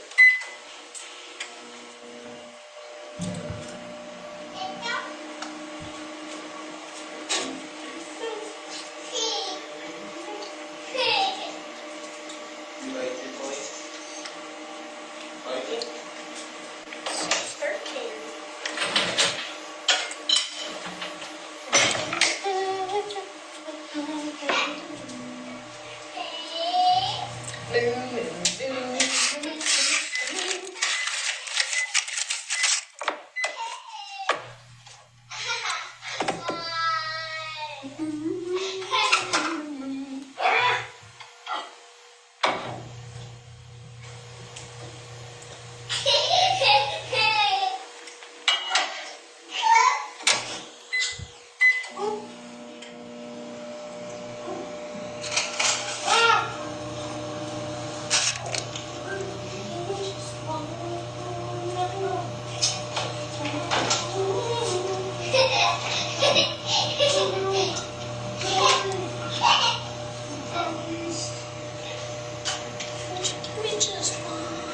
Ow!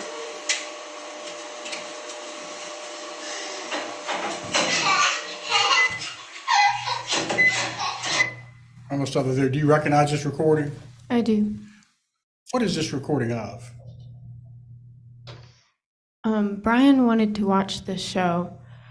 It's called It's Always Sunny in Philadelphia. Sometimes it's rated R, sometimes it's NC-17.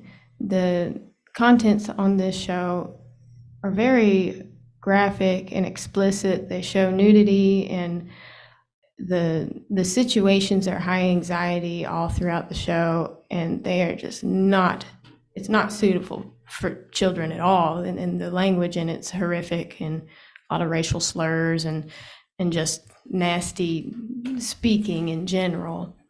And I asked him, hey, you don't need to watch this show while Pearson's around. And he's just saying, I don't care. And he just proceeds to watch it. And in this episode in specific, I'll never forget it because I was like, wow, I can't believe that's on TV. It started the show off with a homeless man masturbating in a alleyway, and it was showing all of that. And that was like the joke of the show. And I had to not let Pearson look at that and see what's going on, and he wouldn't turn it off. All right. I'm gonna play another recording, ask you to recognize this recording, since it's the one I was actually looking for. That's the wrong one. How much you spend? Did you get my boxes? No, Why? that was all the way at the other end of the street.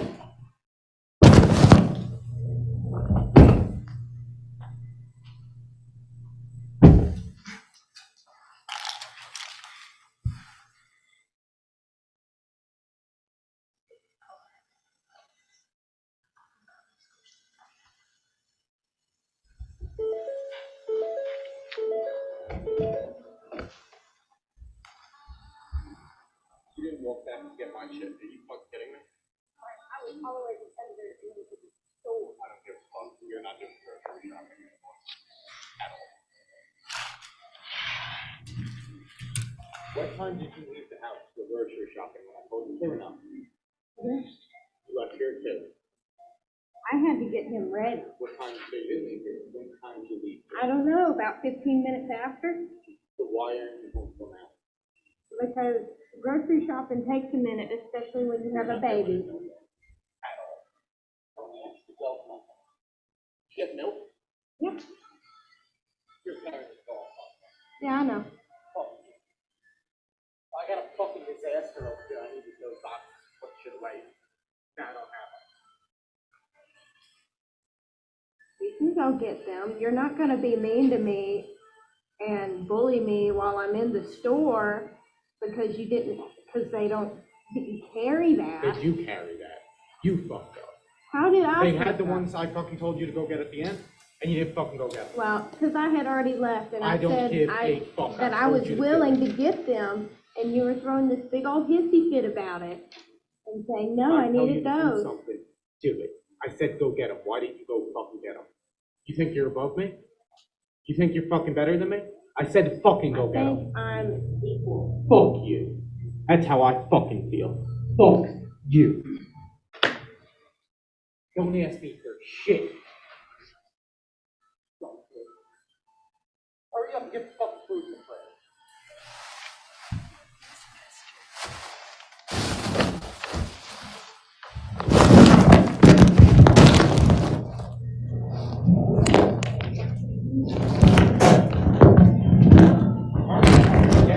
Get in the house. I'm pissed at you. Get the fuck away from me. Hurry the fuck up. Put some fucking pep in your step. I want you to fuck away from me. Stupid fucking. Stupid. Can't believe you'd rather deal with this than have walked across fucking Walmart.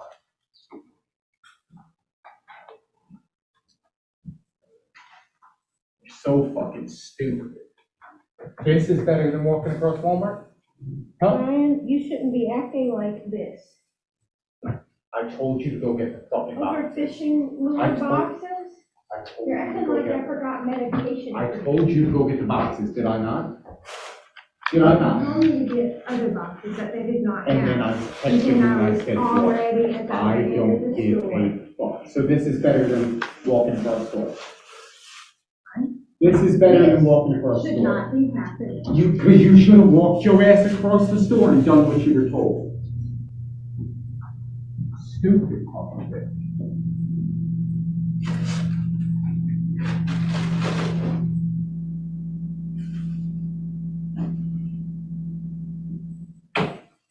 Don't you ask me for a goddamn thing. You understand me? Don't ask me to fucking take the car, do this, do that. Fuck you. I don't ask you to do anything. Now that I gotta take time out of my motherfucking day tomorrow to go to a Walmart and deal with that, when you were already at Walmart, don't ask for shit, don't ask. You can sit fucking here all weekend. Fuck you. You gonna waste my fucking That's what I time? was planning on doing anyway. All right. Oh, good. Hope you enjoy sitting here. Yeah, I will.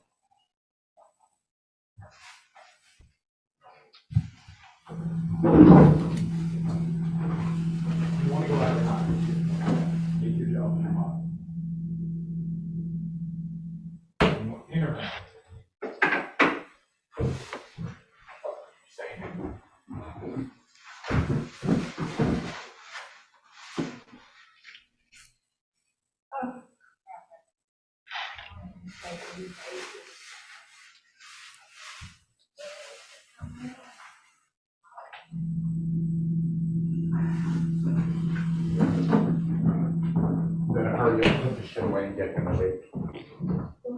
Because he's not gonna be up all fucking night. So you better wake him the fuck up. Get the fuck out. I told you to do this fucking weeks ago. Right, you're probably just gonna prove. So tell him to fuck away, I don't care. Take care of what you're supposed to fucking take care of. Do what you fucking asked from now on. I'm fucking done. If I tell you to fucking jump, you ask how fucking high.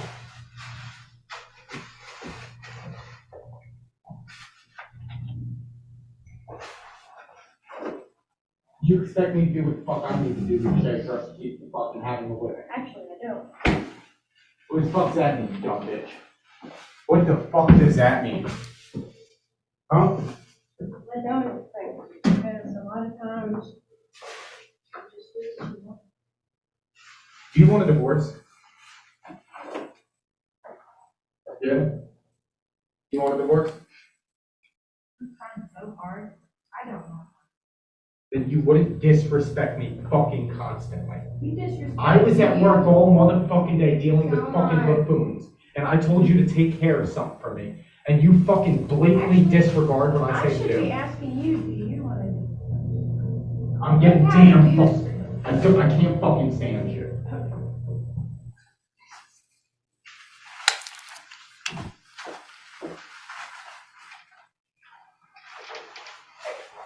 You want me to?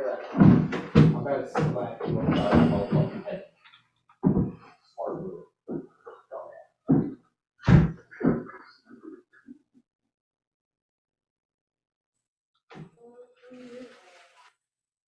All right, and just to be clear, the child was present during this recording, correct? He was in the car because he was making me carry in all the groceries by myself. And I knew if I would have carried Pearson in first, he would have woke up. And when he wakes up from a nap, he's very fussy and full attention needs to be on him. And so since he wasn't helping me carry in these groceries, I said, well, I need to do this first while he's sleeping.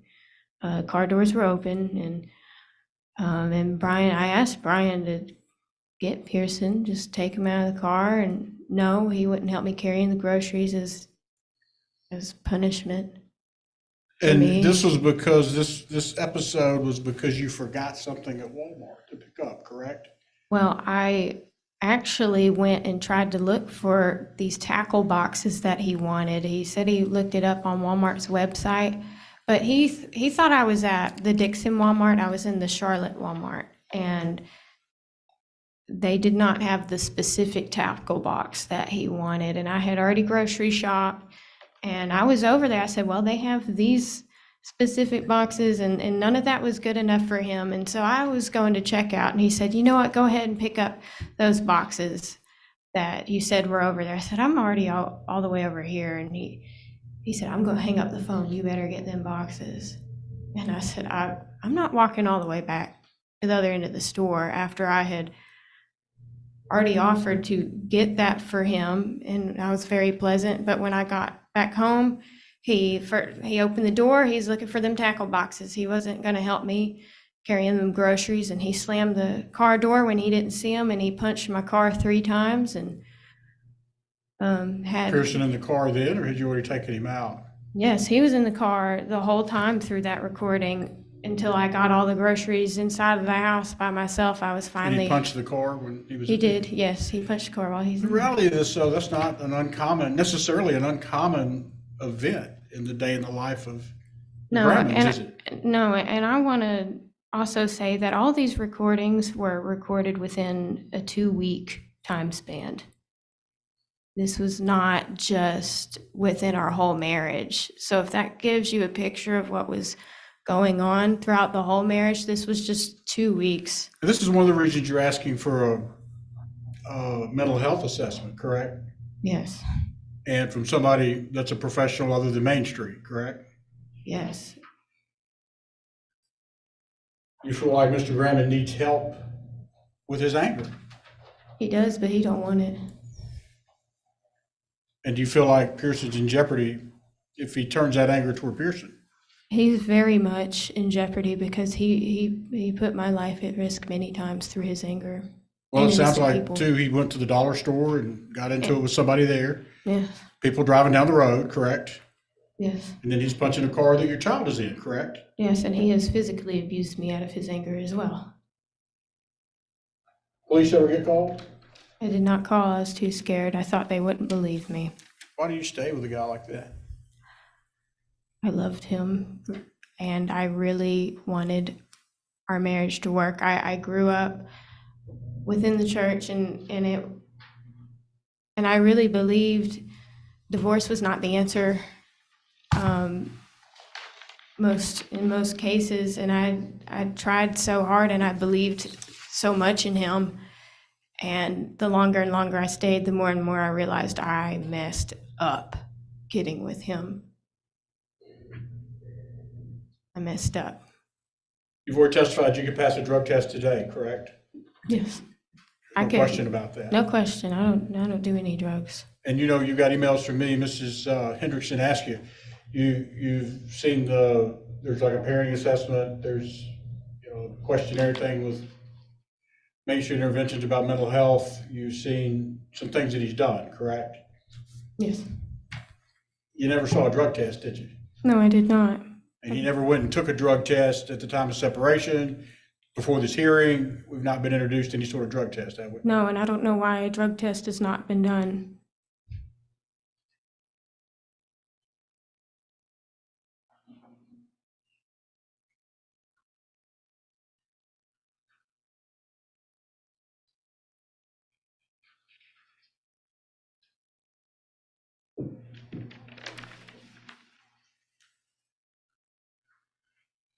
And just to be clear, your testimony is you've been the main caregiver for Pearson this entire time. Yes, and I was more than happy to be that for him. I get that. But what, again, if anything, have you seen Mr. Graham ever do as far as changing a diaper, doing a bottle? I mean, has he ever done any of that stuff? He changed his diaper twice. He's never given him a bottle. Of course, I breastfed him, but I did also pump breast milk. And there were times where I needed a break, and I said, hey, can you do this? And no, that's your job. No. He did not comfort Pearson when he cried at night. He didn't check on him. It was solely me. He's been intoxicated at your parents' house at times, correct? Oh, yes. And my dad has a very strict no alcohol, no drugs rule. Always has been, always will be. My dad and mom, they don't drink, they don't smoke. It's just, they don't want that. You've followed the court order about supervised visitation, correct? I have, yes. And that's at a church, correct? Yes, And that's a church you're familiar with, correct? that's the church we got married in. What's been some of the issues with him and the visitations? They're supervised by the Fords. And Yes, both of you agreed to that in a court order, correct? yes. What would you say as far as good or bad, how the visitations have gone with Mr. Graham? Well, The supervised visits. yes, Brian, he was bringing a gun to visitations, and whenever the Fords would watch, were willing to watch him, they said that they Excuse me noticed. for a second. Did you say he brings a gun to visitation? Yes, the 380 hand Where does- pistol. How does he have a gun? He clips it to the back of his pants.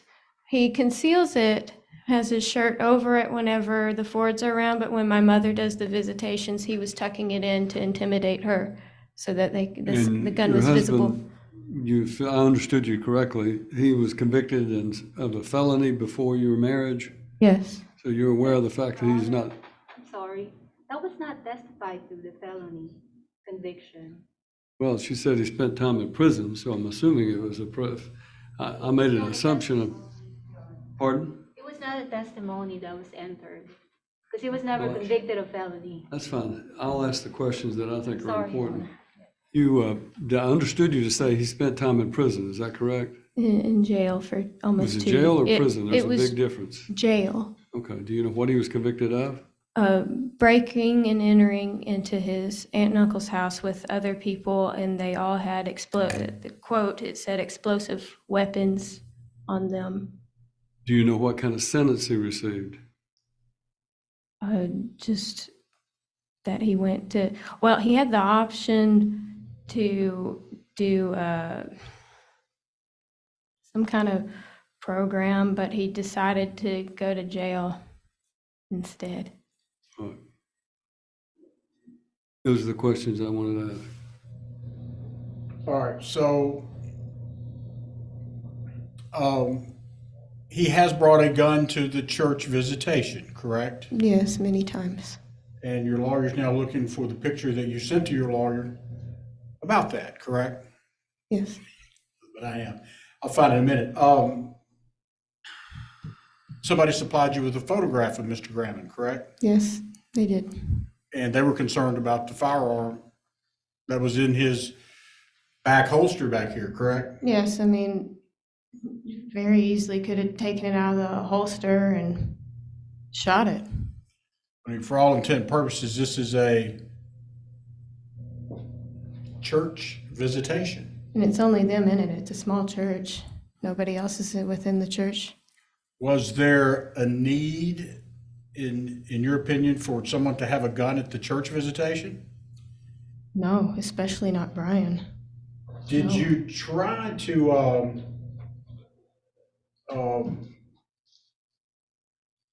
talk to Mr. Grammon about that? I did. I said, do not bring a gun to visitation. There's no need for that. What did he say in response to that?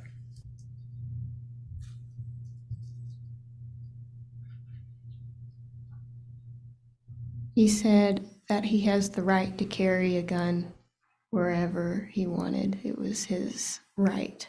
Was that an issue with the Fords and supervising the visits with you? More with my mother, but yes, with the Fords too. They agreed he shouldn't have a gun. But he was flashing it in front of my mother. He was, like I said, he was tucking it in. He was tucking his shirt in back behind the gun where the gun was very visible. She was not there, so she doesn't have personal knowledge of this. It would seem to me she would be relying on what her mother told her. Sustain the I objection. understand. The mother's out here. All right.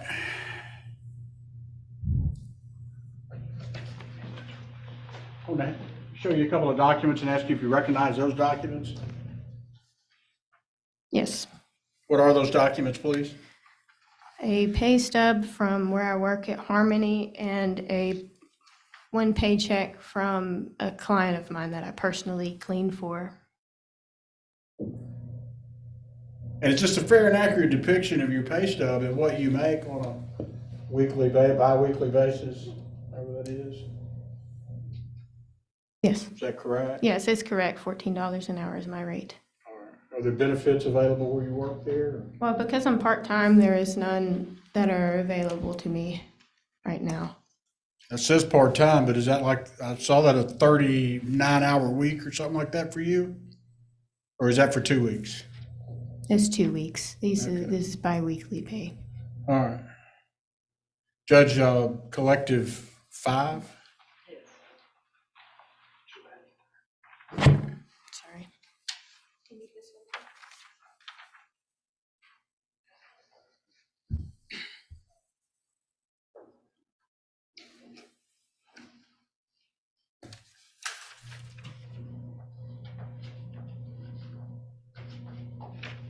That's all I have, Judge.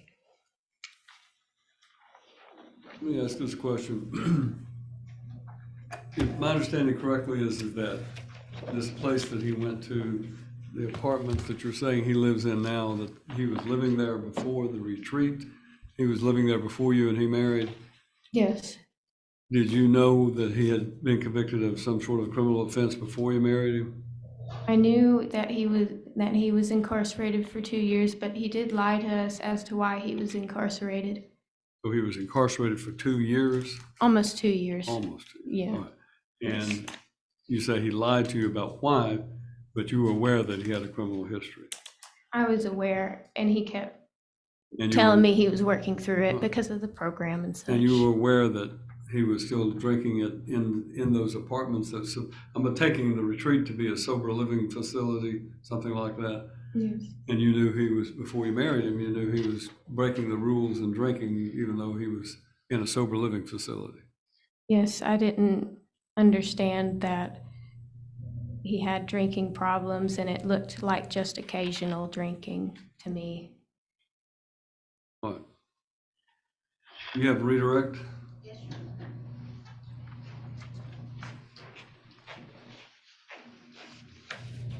Mrs. Graham, and that apartment retreat place that he's staying at, do you know that's not a sober living facility? Do you know that? I know that there is that program for troubled youth called Timothy Hill, and that is part of their. You just told the judge that it's a Contract. sober living facility where alcoholics go in Through and that have program. treatments. Okay, so it's your testimony that that facility is a sober living facility, correct?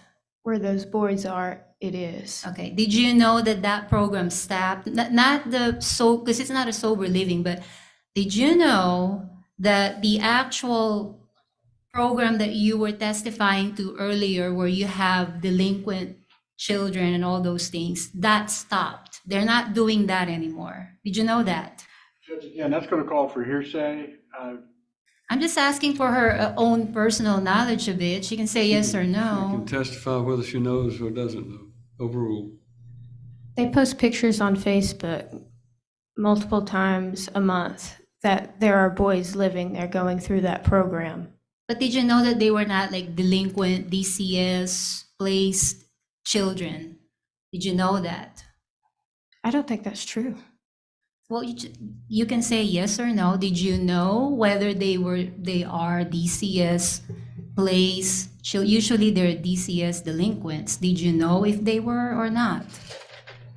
That is the program, yes, that is what they So, deal okay, with. so it is your testimony that these children who go there are from DCS, delinquents, correct? Juveniles. Not always from DCS.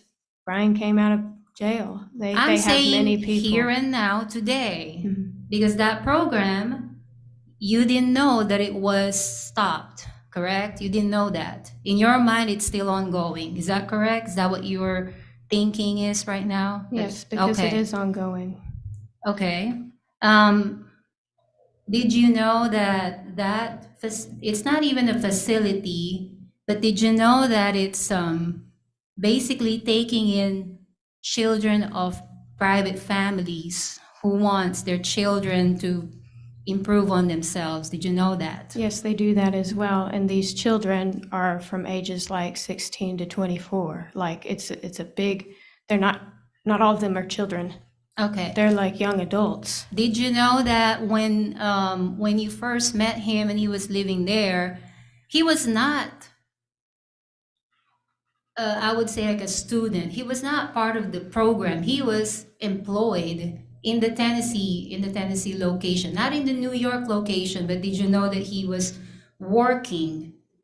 Yes, that's part of the program. You work there and live there through the Okay. program. Yes, he was employed there, but he was also part of the program. Okay, so that was your belief, that he was That's what working he plus told the me. program. Okay. That is what all he right. told me. Okay. Yes, ma'am. Okay.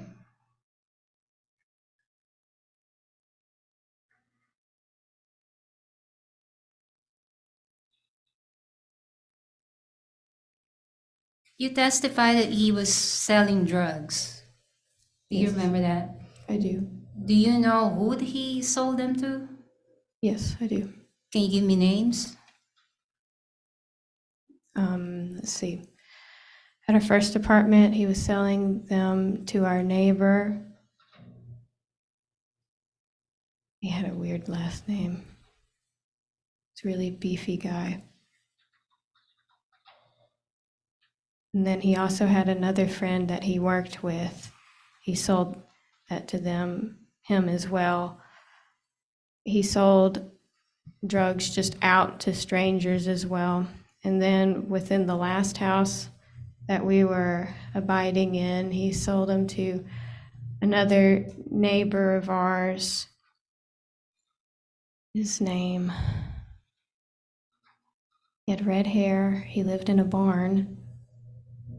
If you don't know the name, that's fine. I just can't remember all these names. How do you know they were, what kind of substance was he? Marijuana, and then at the first apartment, there was also mushrooms there. Okay, But how do it you was know they mainly were there. marijuana? How did you know that? I physically saw them, and I saw the physical transactions being done. Okay, did you Money tell exchanged. anybody about this?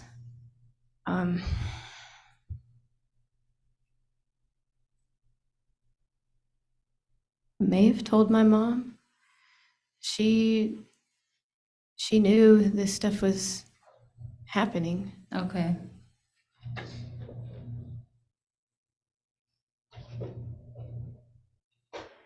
Would you characterize Brian as exaggerated in the things that he said, like he blows everything up? Yes, Yeah.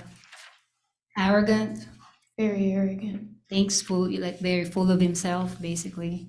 Yes, he's narcissistic, so that, yes, Right. he thinks of himself only. Right. At So all he times. loves to brag, right? He does. Yeah. So in those recordings, some of those, do you think they're more of I mean, well, let me strike that. Did he sounded excited, right? In the recording where you were all talking about the Dollar General incident, Yes. did he sound excited to you? Yeah, he was amped up. He was amped up, yeah. And so he was telling you what happened to him, correct? Yes. Did he tell you whether he threatened the lady?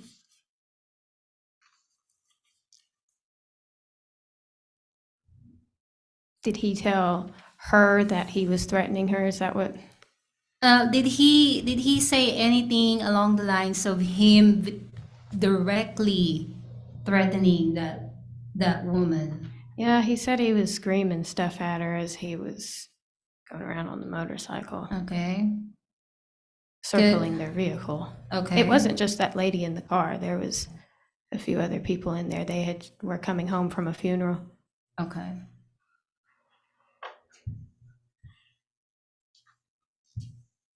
And then, so in that same recording, he asked you for the keys for the Ford Focus. Remember that? Yes. Did you eventually, did you give him the keys to the Ford Focus? I hid them. Okay. When he was on his way home, I was actually trying to get Pearson out of the bathtub so we could run, because I wasn't sure what was going to happen after he did what he was wanting to do. I was very afraid. I actually called my neighbor and I said, "This is happening. I don't know what to do." And she said, "You need to leave." I called Dollar General and I said, "That man that was in the parking lot," he said, yelling at the lady, Your Honor, ended up she's talking coming. about hearsay. Someone object to that testimony. I think she's saying what she said. Yes, I am. It's not I- hearsay. But she's rephrasing the Dollar General store, telling her the man that was No, there. She's saying she called the Dollar General store and said that man that was in the parking lot. Yes, Okay. So sir. that's not hearsay, it's her Yes. statement. I told him he was coming back and to call 911. I wanted to call 911, but I was scared if I did not make it out of there, Brian, the first thing he does when there's a heated argument, he takes my phone and my keys and he goes through my phone and he would find that call record. And with me being as frantic as I was, I knew I would not be able to delete that phone call in time, because I'm trying to get a wet child out of the bathtub, put clothes on him, and run out the door. He ended up coming home while we were walking out the door. But he So- never went back to the Dollar General, right? After that. Well, he did go back. He did go back to the Dollar General. So he He came home, he said, I'm going to do this. And he was driving that Focus. That's what he passed the people in the Okay. Focus. And then when he got home, he Mhm. told me what he was going to do. And then he got on the motorcycle and left and went back to the Dollar General and circled them Okay. people that Okay. Has he ever been charged of any assault or any criminal charges after your marriage? No, not that I'm aware of. Has he ever been charged of drinking under the influence of alcohol? Charged of drinking. Has he ever been flagged or, pulled over for drinking intoxicated? He's been pulled over many times for speeding, and how he gets away with it, I don't know. But I'm as far asking as about intoxication, intoxication, yes, as yeah. far as intoxication, no, Okay. they did not test him. All right. And then you testified you went to the zoo, right? Yes. Did you plan that or did he plan that? I think I did, or we both did. Okay. I like taking Pearson to the zoo. Okay. And you were all using which vehicle? The Ford Focus. And who was driving? Ryan. Okay. So you were in the car with him. You were fine with that. It was a planned outing, correct? Yes, he Okay. doesn't let me drive whenever we ride together. Okay, I didn't ask that. I'm asking whether this is a planned outing it was and a you were planned. okay in the car with him driving, correct? On the way to the zoo, yes. Okay. We didn't have any problems. All right. Okay. Earlier you testified that he to the effect that he's forced you to get in the car with him. Correct? Do you remember that? Yes, I do remember that, and there have been times where he has forced me into the car with him. Physically? Yes. Okay, you said no earlier to that. When I said, did he do this to you? And you said no, so now you're saying He has shoved yes. me into the car. So I which don't is think it? he hasn't picked me up into the car. He's shoved me in and slammed the door as I was in there. Okay. Sometimes, yes. All right. Now, on that zoo incident where you were in the car, and then you testified that so the car went past you, right? And then did you all stop in a spot or something like that? No, we were on Briley Parkway. It's kind of impossible to stop on Okay. Briley. And you told me earlier that he just never listens to anybody. He's gonna do whatever he wants to do, right? He does do that. Yeah, and yet you testified because I talked to him, he listened to me, and then that's the end of it. The gun incident where he was telling you about, I wonder what would happen. What would it benefit if he did not listen to you and kept bringing a gun to visitation after you told him not to? Okay, well, let's talk about that. Whenever that was brought up to me and I talked to my client about it, isn't it true that I immediately told your attorney that that's not going to happen anymore? Brian has promised that that's not going to happen. Did you? Judge, I would object. I don't think there's any way she would know about a conversation that me and Ms. Henderson had. Sustained, I think that would be outside her scope of knowledge. Well, the following succeeding visitations, isn't it true that he never brought any more guns? Did you know that? I can't say that he has never brought another gun because I do know that he has in his possession a teeny tiny little Italian hand pistol. They call it a purse pistol. But you have never seen him by yourself with your own eyes after the situation was brought up. Have you seen him bring a gun, or any supervisor well, that's one Judge, I'm gonna question. object. She wasn't supervising the visitations. There's no way she would know that. He's asking her of her personal knowledge, has she ever seen it? So she can answer yes or no. And you would meet together, right? Whenever you would have the visitation, sometimes you will be there to bring Pearson, is that correct? So you would see Brian, correct? Sometimes. Okay, so what is your answer? Have you seen Brian bring a gun after it was brought up? No, not Okay. after you had discussed it with him, but when I just discussed it with him, he told me to my face as I was picking up Pearson from a visitation, I can bring a gun wherever I want. Because Okay, that is I'm my not right. I'm not asking you that. I'm asking you, which you Mhm. already answered, so I that's have fine. answered that. Now, that gun, was that secured? Did you know what kind of, I'm not a gun person, but do you know what kind of holder he had in there? I do. I do know Okay. the holder. Okay, did you know that Jeff Ford, one of your supervisors, also had a gun on him whenever there's supervised visits? Brian told me that. Did you know that?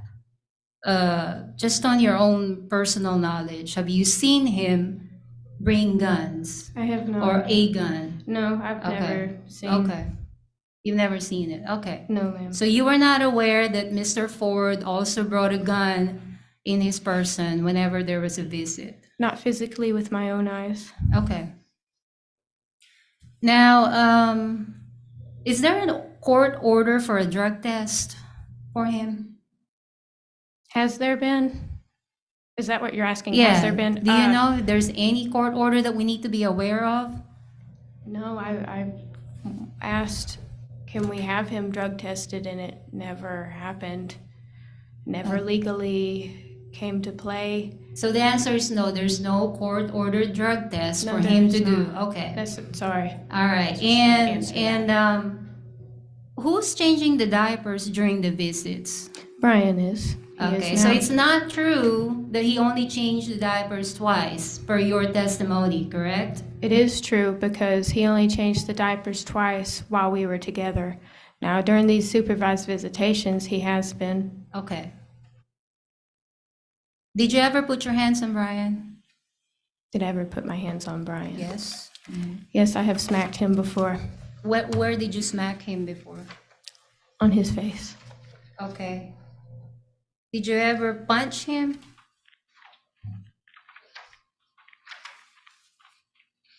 I probably have.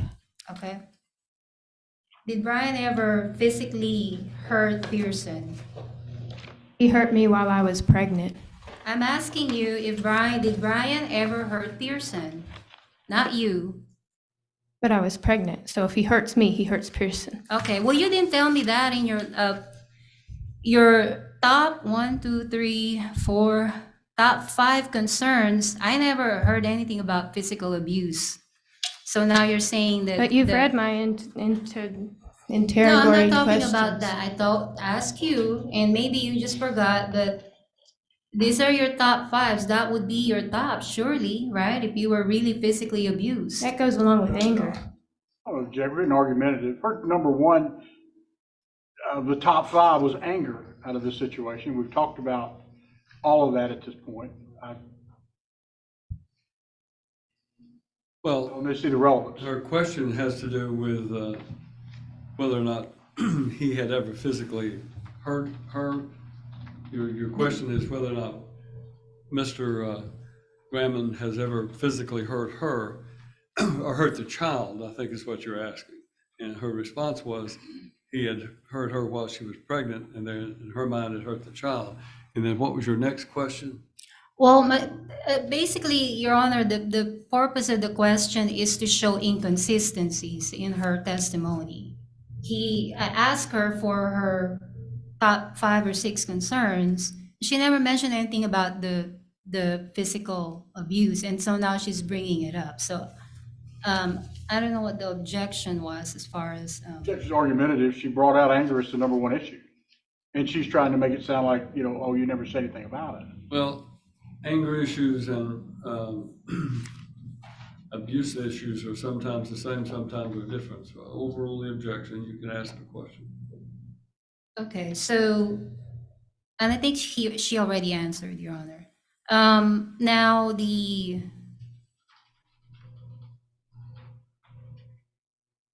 judge asked you earlier about your knowledge of him being in jail, correct? You knew about that before you got married, correct? I did, yes. In fact, did you meet at a church retreat or something like that? Yes, we went on a church retreat together. Okay. To And then, Gatlinburg, yes. okay. And did you know that he completed the jail and whatever program that was prescribed for him to do. Did you know that?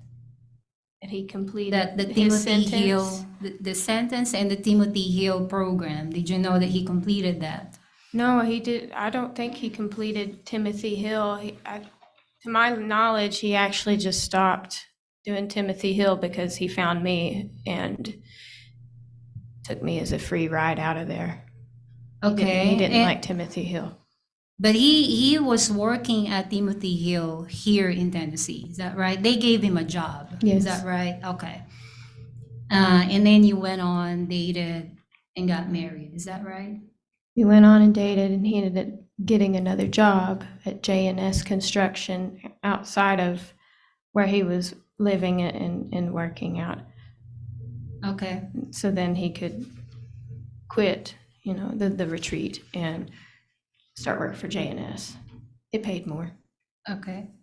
That photo that was shown to you that was wrecked, that was the Nissan Xterra, is that right? That Yes. was the one where a fraudulent claim for the insurance was made. Is Yes. that correct? Okay. And you have represented to the insurance company that it was you who was driving it. Is that correct? I did. Okay. Now, do you know that he has an active, valid driver's license? Yes, I have been made aware of that. Okay. And so he has done some steps to rectify that issue. Does that mean anything to you? It means that he's trying to cover his own self. Okay, He it doesn't should have, show. this should I'm have sorry. been, I'm sorry, Oh, too. you're fine. I should have, he should have already done these things Okay, while in the marriage, prior to the marriage. okay. He is just now, all of a sudden, pretending I'm going to be a daddy now. After I left him, he's all of a sudden, I'm going to get a driver's license now. All of a sudden, I'm going to go to therapy, even though my wife begged us to go to marriage All right. therapy. Well, so even though your child is 2 years old, he's got a long ways ahead of him, right? He does. You're still saying that even though he's taking all these steps to show you that he's willing to change, that's still not enough for him to have unsupervised overnight visits. Going to therapy and a change of heart are two different things. Well, how do you know that he's got a change of heart? Do you not look at what the person is doing? He speaks to my mother like she's a dog and says horrible things to her about me and still treats me the way that he does. He's still very controlling through his text messages. He's still gaslighting me. He even followed me to my job. He tried to follow me to work one morning, and he had no business being on the Mount Juliet exit at 5:30 a.m. He followed me. This text messaging, it's majority of it is he's wanting to get visitations from Pearson. Would you not understand that that would be so frustrating to him? Can you say I that would again? object to that, Judge. I don't know what she could understand from his mindset. Well, she talked about text messaging, and we do have text messages, and this is because he's trying to get visitation.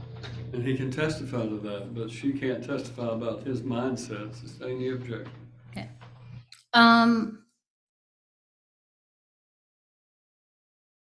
Obviously, he may be testifying on another day, but be his option.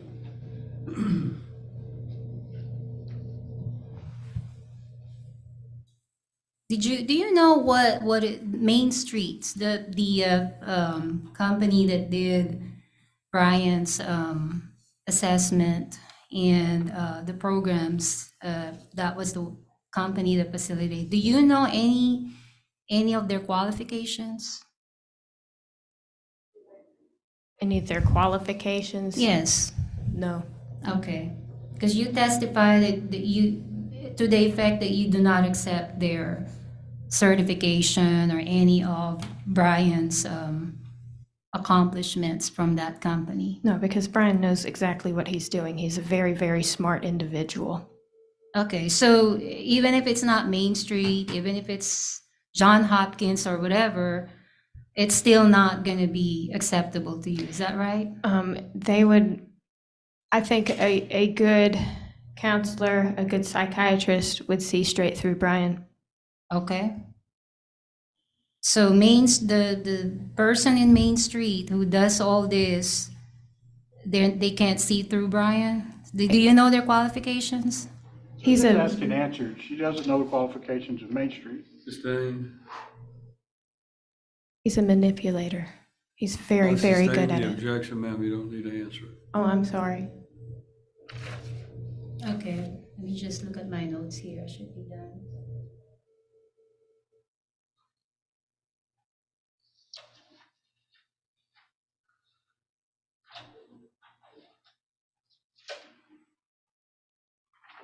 That situation where all of you were taking a trip to New York and the child had a fever of 102 degrees and you were sick, you still went, right?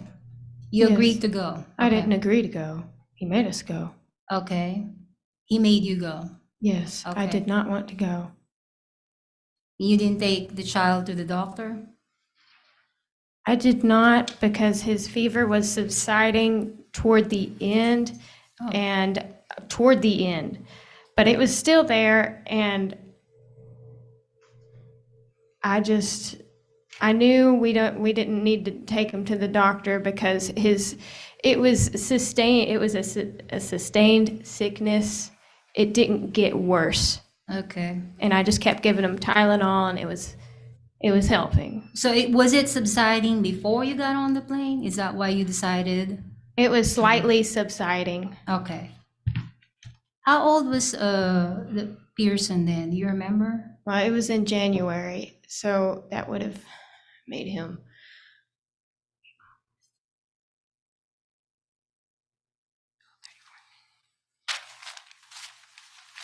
I guess that would be 17 months. 17 months, okay. And then I'm just gonna ask you one last thing. You said earlier that he would pass out from drinking, is that right? Yes. So when he gets drunk, he just passes out? Is that what happens to him? Well, that was kind of a new occurrence towards the end. Because he was drinking and smoking at the same time, so he would just come home So towards in that the state. end? Okay. Because you testified earlier it happened pretty much throughout your marriage. So now you're saying it's towards the end, the passing I out. said that the passing out happened toward the end of marriage, but all the drinking, yes, he was drinking and smoking throughout the whole marriage. Okay. Now that first recording where we heard Brian basically like talking to Pearson, you recall that one? He was like addressing Pearson, your daddy. You remember that? The one about where he spent so much money for Oh, yeah, while he was company. drunk, yes, I remember that. So he was drunk, very drunk is what I Yes. quoted here. I wrote down He your words admitted to here. me he was very drunk. Okay. Oh, he admitted to you that he was very drunk? He did, yes. Okay. And I could tell also, I mean, I was Okay. married to him. In that recording, did he sounded like he was very drunk? Do Yes. you? Okay. He's drunk.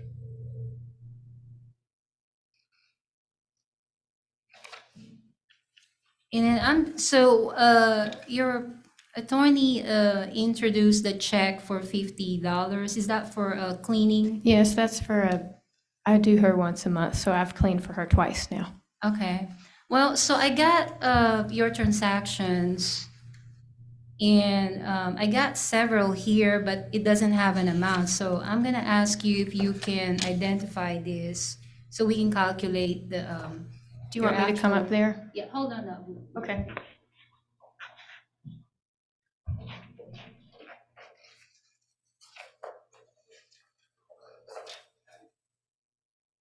Thank you.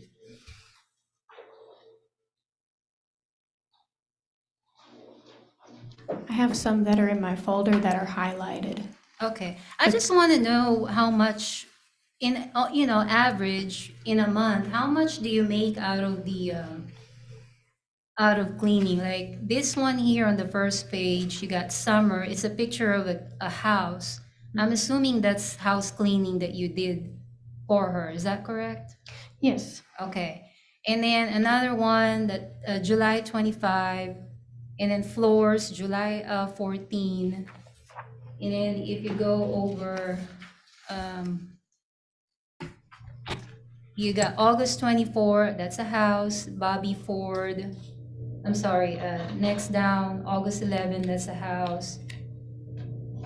And so how much do you usually earn a month is what I'm trying to get at. I can give you an exact number if you'll let me get those, because these must have been screenshotted from Brian, since because I'm private on there, but mine shows actual amounts of the Okay. transactions that were made. Okay, so that check that you introduced along with your payroll check, that would not reflect your full monthly income, is that right? That's part of my monthly That's income. part of your monthly Yes. income. Okay, well, I can get it with from your attorney. And then the last thing is, has Brian been giving you financial support? Yes, he started doing that at the end of August. Okay, and how much has he been providing for you? Again, I have that in my notes. Okay, would specific. $200 a week or something like that, would that be accurate? Not always, no. Okay. Again, I have actual screenshots on Venmo of all of the transactions that happened between him and, well, him, But you're Given me. confirming that he has been giving you financial support? some. Okay. That's all, Your Honor.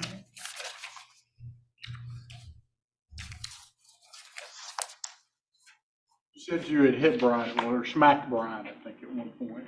Yes. Why did you do that? Brian was very good about getting into my head. He would say things such as, if we ever got a divorce, I'm going to take your baby away from you because I make more money. The courts will grant me complete custody because I make more money. And naturally, as a mother, that infuriates me. And he would say things like that to make me lash out. There were times where he even cornered me and he would talk this close to my face to make me try to get him to get away from me. He followed me during these times and I said, you just need to get away from me. I'm trying to physically get away from you, and he would not allow me to walk away and just get out of the situation to where we could both calm down.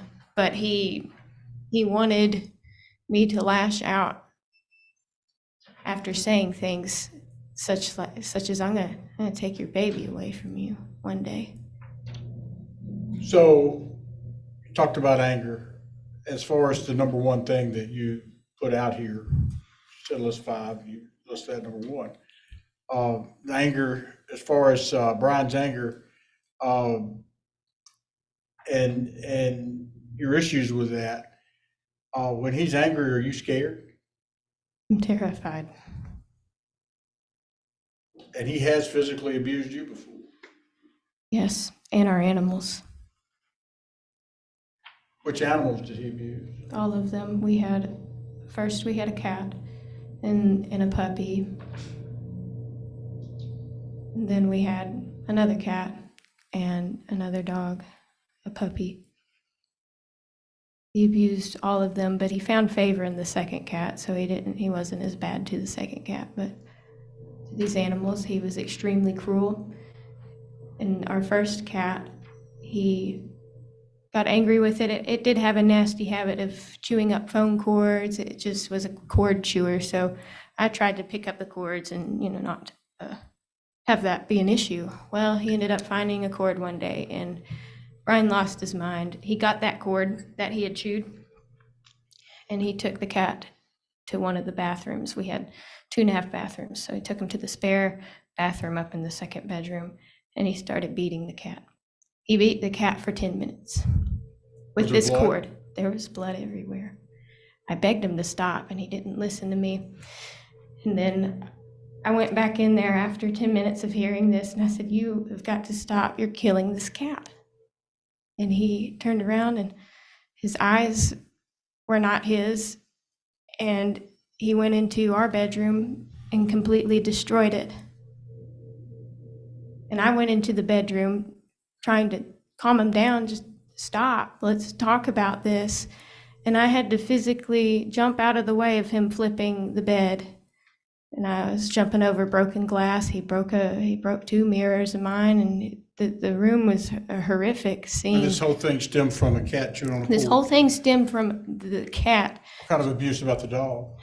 The first puppy, he got it because he wanted a dog, and he said, "I'll take care of it." Within 2 weeks, I was solely taking care of this dog. I was working 12-hour shifts, so it was crated for 12 hours a day, which I hated that. But as soon as I got home, I wanted to get her out. And there were times he said, "I don't want to deal with her." He wouldn't let me take her out.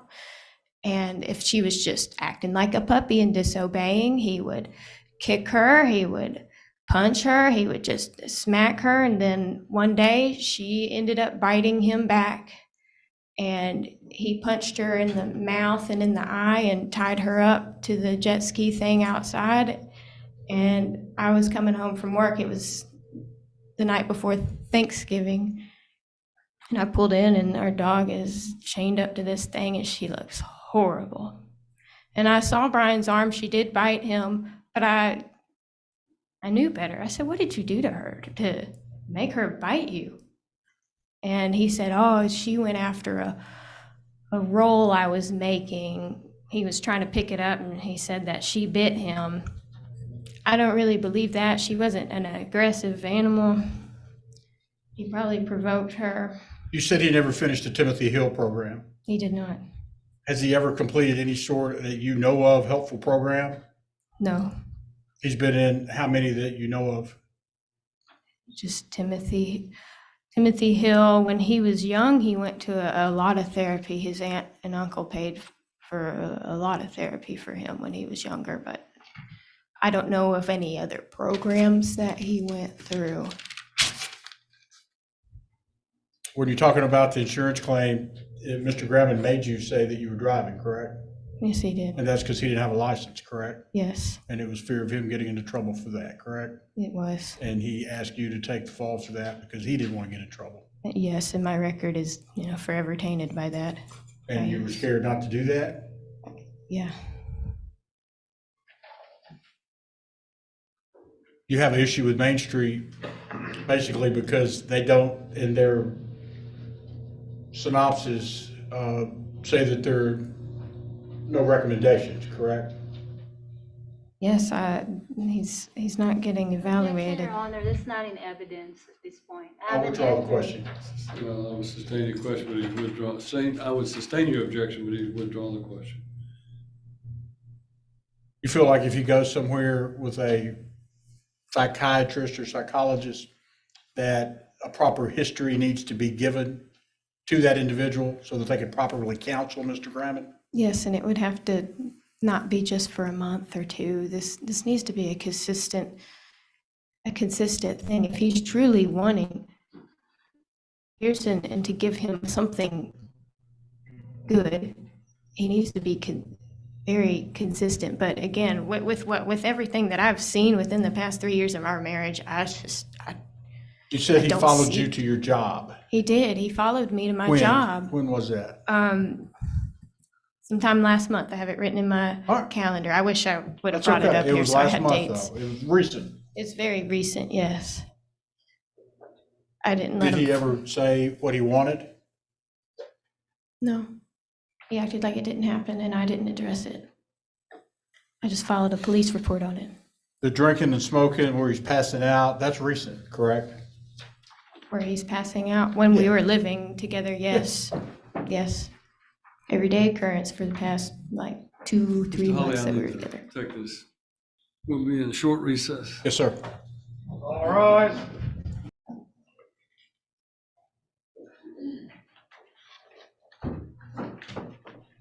And again, just to kind of pick up here, the drinking and smoking of marijuana to the point he passes out and can't watch Pearson is been recent, correct? Yes. And again, this is it fair to say this is kind of like a brief synopsis of some of the things that have gone on in the past? I mean, there's a lot of other stories and things of that nature, correct? Yes. And a lot more than just a couple hours would even cover, correct? Yes, there are so many things. You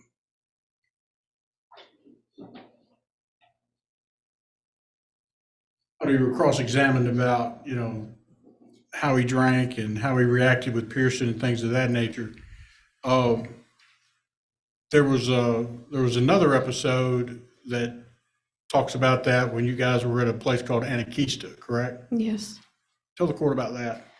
Well, we went to Gatlinburg. It was supposed to be for my birthday in April for a trip. And there's a place called Anarchista that's there, and they take you up in a shuttle you up the mountain, and they've got a bunch of art and treetop adventure stuff, like rope courses. And once when we got up there, they had alcohol there, and Brian wanted to drink, and he started drinking, and he just continued drinking, and he ended up putting Pearson up on his shoulders. And I said, "You've been drinking. That's not a good idea to do that." He continued to keep him on his shoulders, and he decided to take him on a rope course, and it was an advanced one. It stated on the sign for ages 7 and up, and he was taking a not yet 2-year-old on it. I guess he was about 19 months old, maybe 20 months old at the time. I mean, to paint the picture, you're walking on a rope.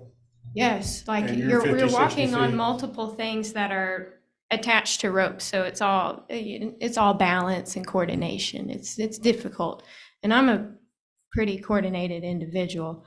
But he'd been drinking, and he had Pearson up on his shoulders, in which he did remove him from his shoulders as he's going on this. But the man who was kind of operating the thing and supervising over it said, "Hey, you cannot carry him on this." You can't testify to what he said, okay? Well, Oh, okay. the statement, hearsay, the definition of hearsay is the introduction of an out-of-court statement made to introduce for the purpose of proving the truth of the matter asserted therein. And that statement is the statement of the operator that restricted him from taking the child onto the rope.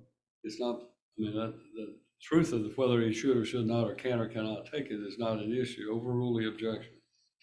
So you got an opportunity there to watch this guy, and he had an issue with Brian, correct? Yes, because he's taking a young child on this rope course that's specifically meant for ages 7 and up. And did you talk to Brian about that? I was Mr. hollering Brown, at him, telling him, "Hey, like you shouldn't be taking him on that." And what he told me is he was going through it with Pearson struggling. "My boy is advanced." And he was intoxicated. Yes. He Was he just kept smoking? saying, "My boy is advanced." I know he was vaping, but I think that was nicotine. I don't know if he was smoking marijuana. He did lose his nicotine vape on that rope course, so some kid probably picked it up. But they ended up going through the entire thing, and it was to where there were random people that were passing by, and they were stopping because they were seeing what was going on. There was this great struggle, and I'm on the pavement melting, like, we need to get him out of here. And the person who was running it wanted him to come off, and he kept refusing. "No, my little boy's advanced." I tried to go on the thing. There was an entrance and an exit. I tried to go through the exit. It was so difficult, I couldn't make it. And how they made it through that thing, I don't know. They ended up making it, but the fact that he disregarded everyone and myself saying, "Look, he's too little for this." And he did look scared at some points. Like it was all a balance thing, and he couldn't do that. And he did have to carry him. And that's something Were you that worried for Pearson at that point? I was terrified for Pearson at that point. I mean, if he fell, there's a rope to catch him, but if he lands on his neck, his little neck is broken. Or if Brian falls on top of him or another kid, there were kids just blowing past them because they didn't know what was going on. They're kids. I've been on it. Yeah. The horrible recordings that we heard, the drinking and smoking, that's recent though. That's your testimony today, Yes. correct? Yes. That's a reason for your separation, correct? Yes. That's a reason for all your concern today. And you want Mr. Graham to try to get some help for some of these things, correct? I wish he would. And you feel like he needs professional help. He does. And are you scared of Pearson's safety while he's in the care of Mr. Graham because of the way he's been acting? I am very scared. I wouldn't be able to sleep at night if he was with him by himself. That's all I got. That's all I have. Thank you, Judge. Any recross? No, Your Honor. Thank you, ma'am. You may step down. Thank you. All right, we're at 5 to 4, so we're going to be adjourning this case.